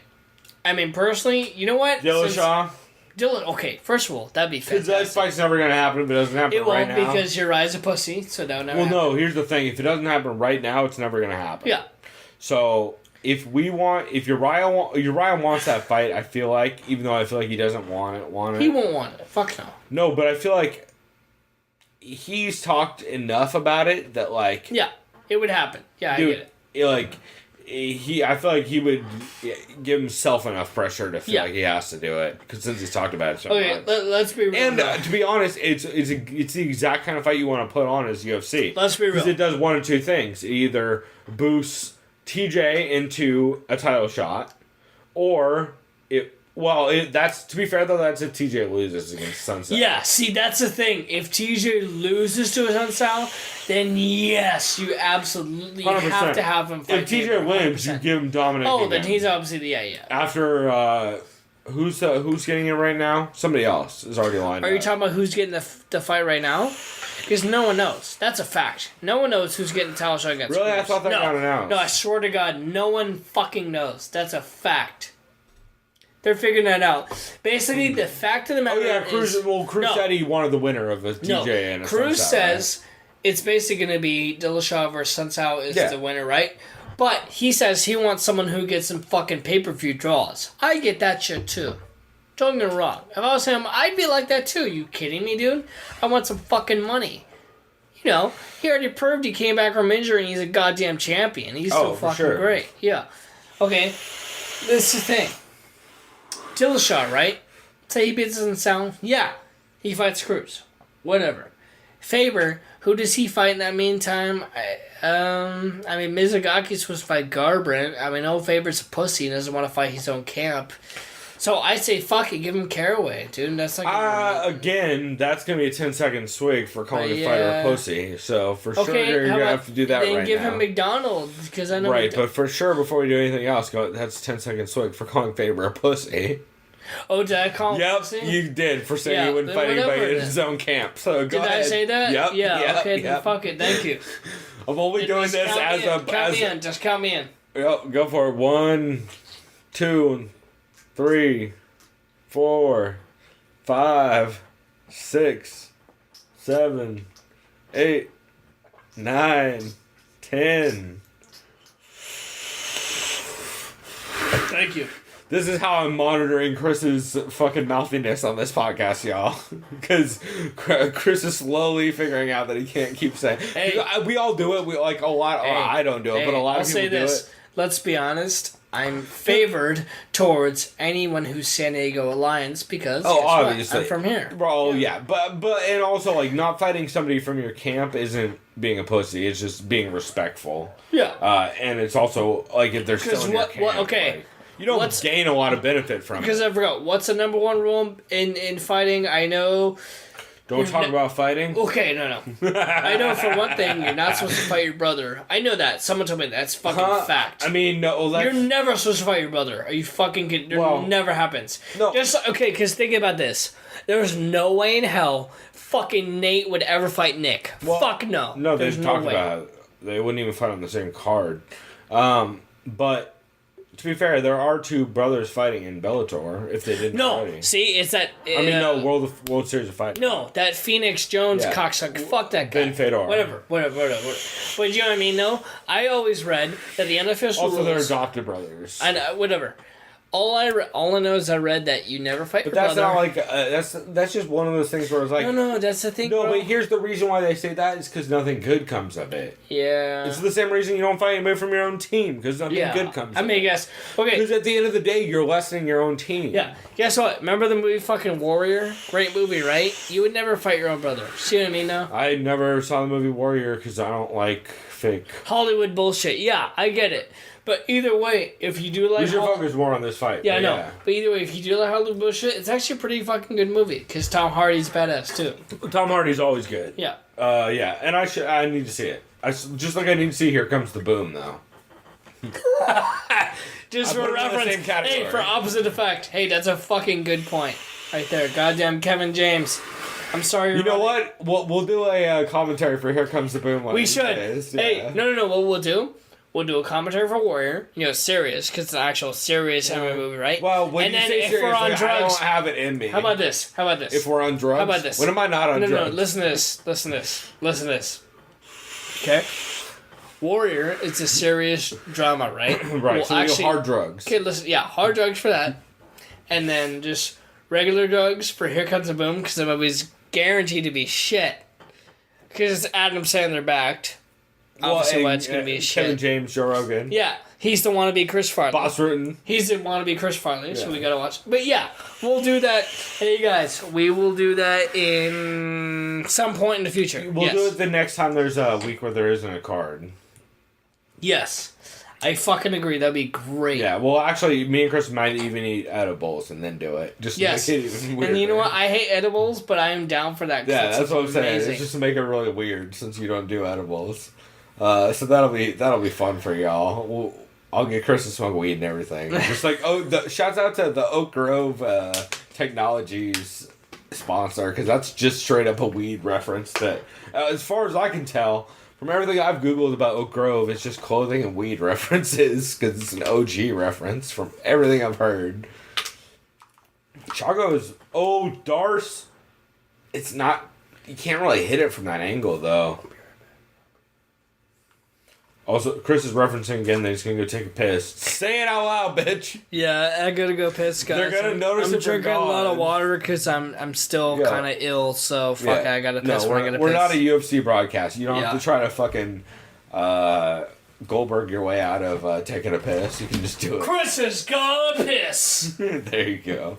This is the world's shittiest segment. Chris has got to piss.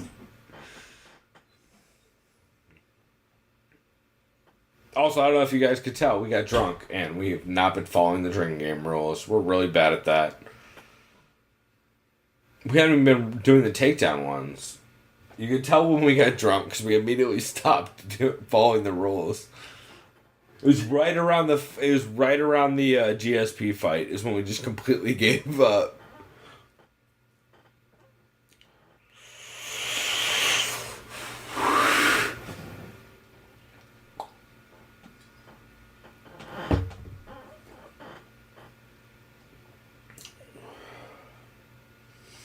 This fight's really interesting. It's back when John Fitch was just a motherfucker on the ground. Like, Fitch was just so fucking decisive on the ground. Just that shit where everybody had trouble with him. And Fitch is taking him deep in the gas tank. That was one thing I always, from what I remember of Paulo Thiago, was that his gas tank was always, like, if you could take him in deep waters, you could start getting an advantage. Because Paulo Thiago's a beast, but keeping that kind of top control pressure that he tries to keep without a giant takedown game is tough on dudes generally.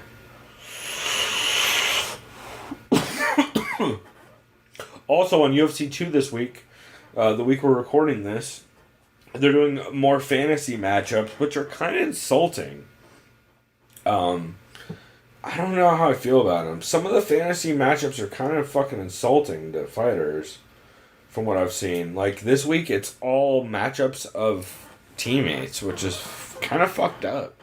Like, I get it's a video game, and that's why it's okay. But, like, the second fight on the fantasy card is Diaz versus Diaz, which is fucked up to encourage. And I don't like it, necessarily. I don't know. It's Diaz versus Diaz, Misha versus, what's her face? Juliana Pena, Cormier, and Velasquez. I don't know, man. It just kind of sits wrong with me. I don't like it. Like, a lot of the other fantasy ones they do are just, like, matchups that were rumored to happen or didn't happen. Or, like, just matchups that people have, like, wanted that's cross division or weird stuff like that. But the idea of, I don't know, man. Chris was talking earlier, and well, like, we made him drink over. It's one of those things where I don't like teammates fighting teammates. It's not necessary. There's enough fighters, and it's just fucking a bummer for both dudes, and it's tough on both guys. If we don't need it, if neither one's a champ, like, what the fuck is the point? You know what I mean? I was just talking to Chris about how on this week's, like most weeks on UFC 2, they do like a live event where you can earn like packs for Ultimate Team or whatever, like all that card bullshit. Video game? Yeah, on the video game. Where basically you go through and you pick like, oh, in this fantasy matchup, I like this person. I think this computer AI is going to win. But this week's was weird because it's all teammate versus teammate. Sounds interesting. So it's fucked. It's kind of fucked up. Like it's like Kane versus Cormier or Misha Tate versus Jessica Penne. We're talking about for now. Diaz, it's fucked up. Diaz versus Diaz. It changes every week. This week's is teammate versus teammate. Oh wow. It's kind of fucked up. The fact, like, they had Diaz versus Diaz is one of them. Yeah, it's pretty bad. It's like, what the fuck? Like, it's just a weird choice. I don't know. I'm not a big fan of it. Like, I like the other ones they did, which is like rumored matchups that never happened kind of thing. Where it's like, oh, these two guys were supposed to fight, but somebody got injured or somebody dropped out or that kind of thing. Like, those are really cool. Or like rumored like mismatches kind of thing. Like, oh, these two guys fought and like, but they had multiple fights, so like one person won one person won the other. But I don't know. The most recent one was just kind of a bummer.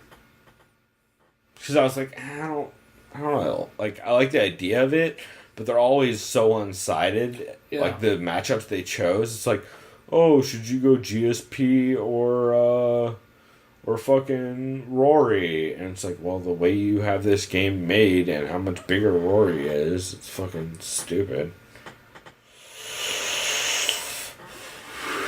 To be fair, I don't think it was GSP and Rory. I think it was like...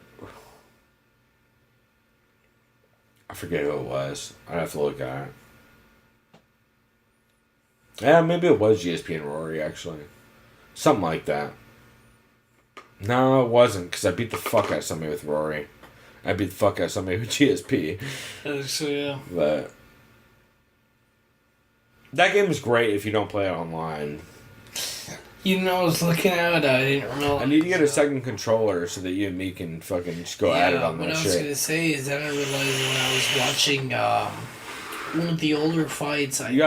First off, speak up, son, and second off, speak at the mic. Sorry. By the way, here, let me turn one there you go. off. There you go, because I could barely hear anything you said. I'm really fucked up right now. Because that was the other thing I was trying to avoid. I'm going to say right now, I haven't eaten in the past, 5 hours, so I'm really fucked. But either ways... forgot about that. Yeah. Either ways, the past couple hours, when I watched some of the fights from, 2001, 2002... they were advertising on, the original Xbox. It was like, I didn't even know this game came out, dude. It was like, UFC, tap out, something. Yeah. And I was like, holy shit, that was a fucking game? Dude, I had no idea. So I had no idea how that game Yeah, they had was, old man. Pride games back on, GameCube and shit. Shit, dude. Yeah, they've been around for a long time. Whether it was any good or playable or... I mean... probably not. Define all those terms. Good, playable, depends. Yeah. And, playable now, not compared to the new ones, but some stuff was alright. One of these days we'll do videos of us playing the old UFC games.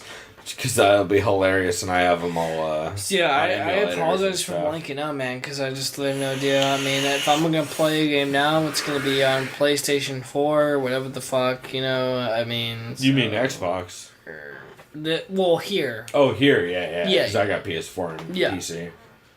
Dude, John Fitch is just working Chago Alves on this.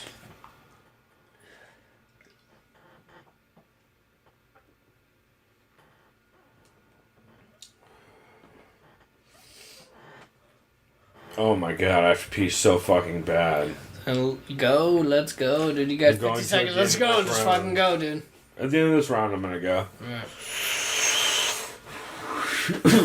Also, when I edit this, I'm gonna put at the end of this segment, by the time oh my god, I gotta pee too bad. I'm not gonna make it. So at the end of this segment, I am going to put I'm gonna go ahead and tag, audio-wise, how many drinks you have to take for when Chris starts getting boring and meandering, because he can't stay on topic right now.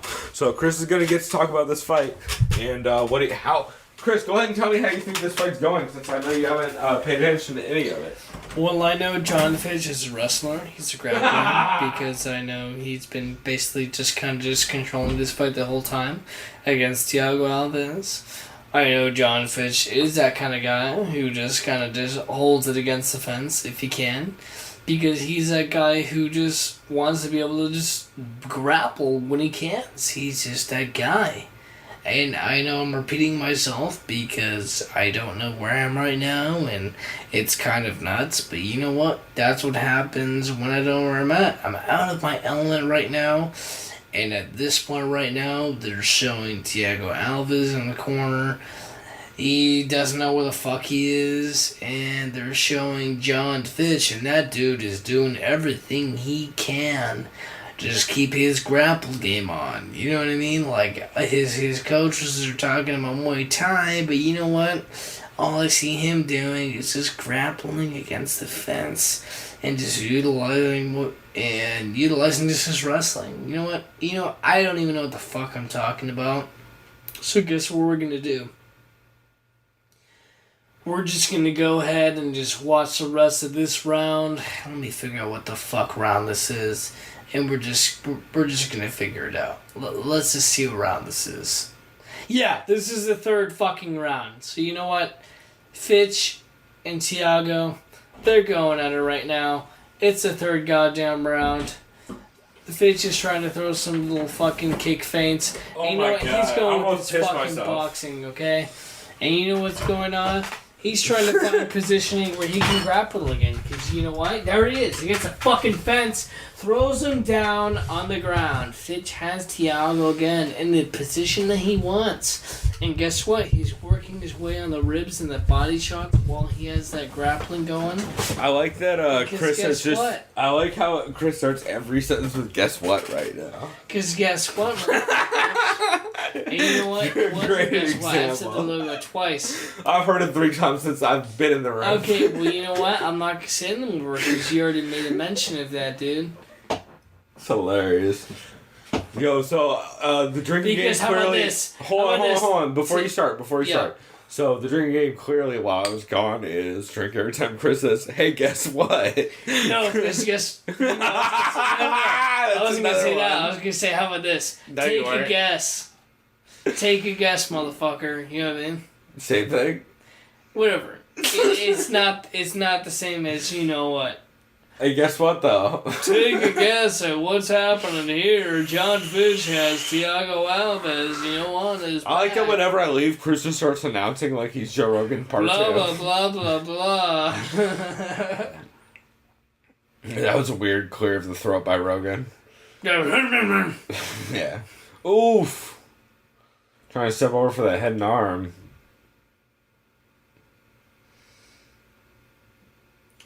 Shit, why did I drink all my water? God damn it.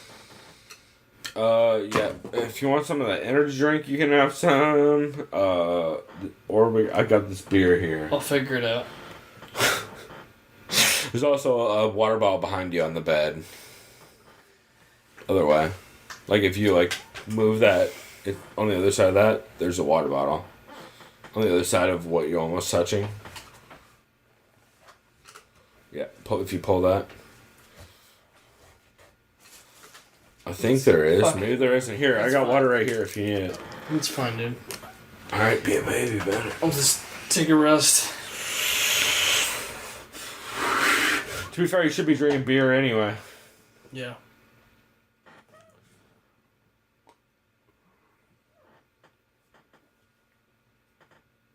We're so fucking bad at the drinking games we established. Oh my god. Chris is like half passed out. Shaka, bro! No, because I'm trying to decide if I need another water, but we don't have water right now, so... Well, I mean, you're gonna have to go grab beers and waters after this See, fight. I can't drive right now, bro, so... No, I mean, in the other room. Actually, don't holy let- shit. I just realized this is the last fight of the card. Oh, then there we go. Holy shit. Man, this has been a crazy fucking card. Overall, not as crazy as I thought it was gonna be, though. You know, I agree. Yeah, I thought it was to the point where we were like, holy shit, when's the last fight? I mean, it's big names, but, like, it's not big names in the way that this 200 card is. Like, I feel like people don't realize the difference. Like, there's a lot of dudes on the early part of this card that were, like, just kind of dudes we knew the name of, but not just all-stars, like, on this 200 card. Yeah, no, exactly. Like, fucking Juliana Pena is way down the... Or, she's on the card, right? Who's she fighting? I forget. Wait. Are you talking about this fucking card? No, 200. Oh, no, she's fighting Kat Zingano. It's been great. That's, like, way down the card. Yeah, that's way down the card. And guess what? And Shout out she's to in Kat contention Zingano. for a fucking title. Kat Zingano's a fucking sweetheart, by the way. She's great. You know, we're all supporting her alliance, whatever you want to call she's it. She's dope on Twitter and all that. I'm one of the few Juliana Pena fans. I'm just gonna As say, crazy by the as she way, is, she's cool as shit on by the way, UG. Juliana Pena sounds like she's cool, but she also sounds like she's insane. However, I am in favor of Kat Zingano because I just saw her Instagram bullshit. And you know what? She's a fucking babe, dude. You know what I mean? Just based on what she was just posting. Hey, you guys, wait till Chris sees the Juliana Pena is good looking, and then he'll have all kinds of conflicting feelings. No, you know what? She seems cool too when she's not insane and kicking people in the ball sack. I get it. But either way, I'm biased because I'm always down for alliance people. Yeah. And that's where Kat Zingano's at, and she's a babe. That's all I'm gonna say. Well, I like that we're going with the weird 80s references What like the fuck, babe. dude? What do you call me? She's a babe, bruh. Nah, bruh, she's a babe. I'm not gonna call her a thought. Come on now. Yo, but she, yo. Come on now. And I just ripped ass really bad. Okay, all that got cut out, so that's good. Yep. Thank God for y'all, because I had to be in the room for all Chris's dumb jokes he just made. Yes, sir. Right in a row. It's like, oh, wow, I'm not having any of that on this podcast.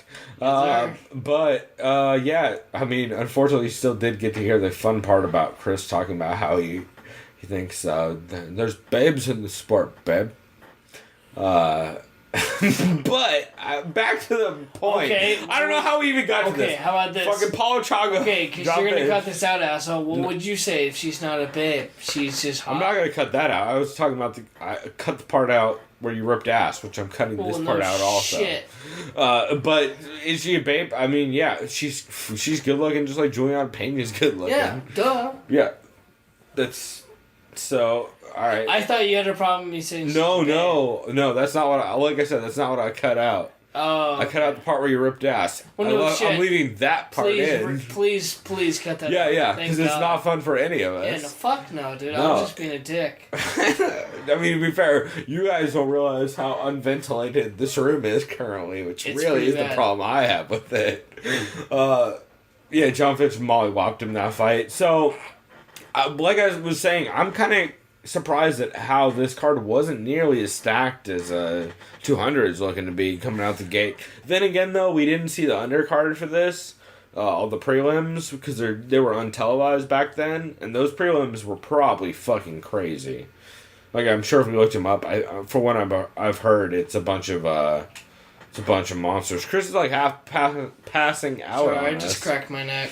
Well, also, I'm slurring, so I feel like we'll probably go ahead and call it here. We're basically at the end of this, but, yeah, I'm excited. We do have, next week, we're going to be breaking down the 200 card, and the week after that, we'll be going through the other fights going up to 200, Yep. so the Alvarez fight and the JJ fight. Yeah. Yep, against Payne. I know I probably said her name wrong, but I'm sorry, because everyone does. Fuck it. No, you said it right. Okay, cool.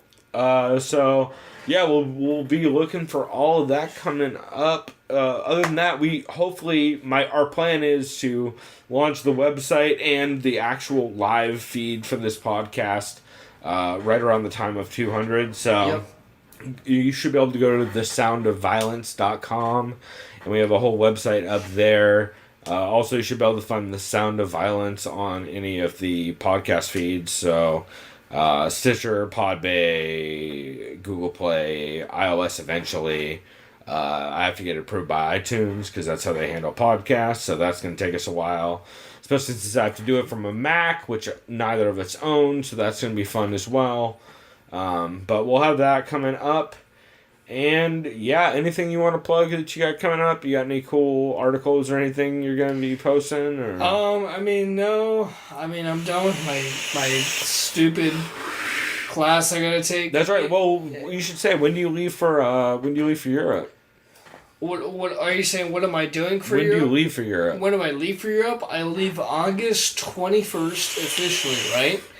I am going to be active, you guys, if you guys care at all, which I hope you will, because we are fucking excellent, at this so far. At least we tell ourselves that. Chris tells us that. I'm not so convinced. Yeah. I'm just talking the future. By the way, I leave August 21st is when I leave, but Pulver here will be in charge of me FaceTiming or most likely Skyping. Yeah, you guys won't even notice the difference. We'll still be doing a weekly show where we go over it. I'm going to try to get a weekly segment where Chris records asking one person what they think of Boss Rogue. Exactly right, yeah. Every week while he's in Rotterdam. I just want him to, at the bar or at a coffee shop, ask one person on recording what they think of Boss Rogue. Because I feel like that would be hilarious and fun. It'd be amazing. So that's a segment that you guys can hopefully look forward to. And other than that, we are going to keep doing these up to the lead up of when Chris leaves. You guys probably, again, won't even notice a difference.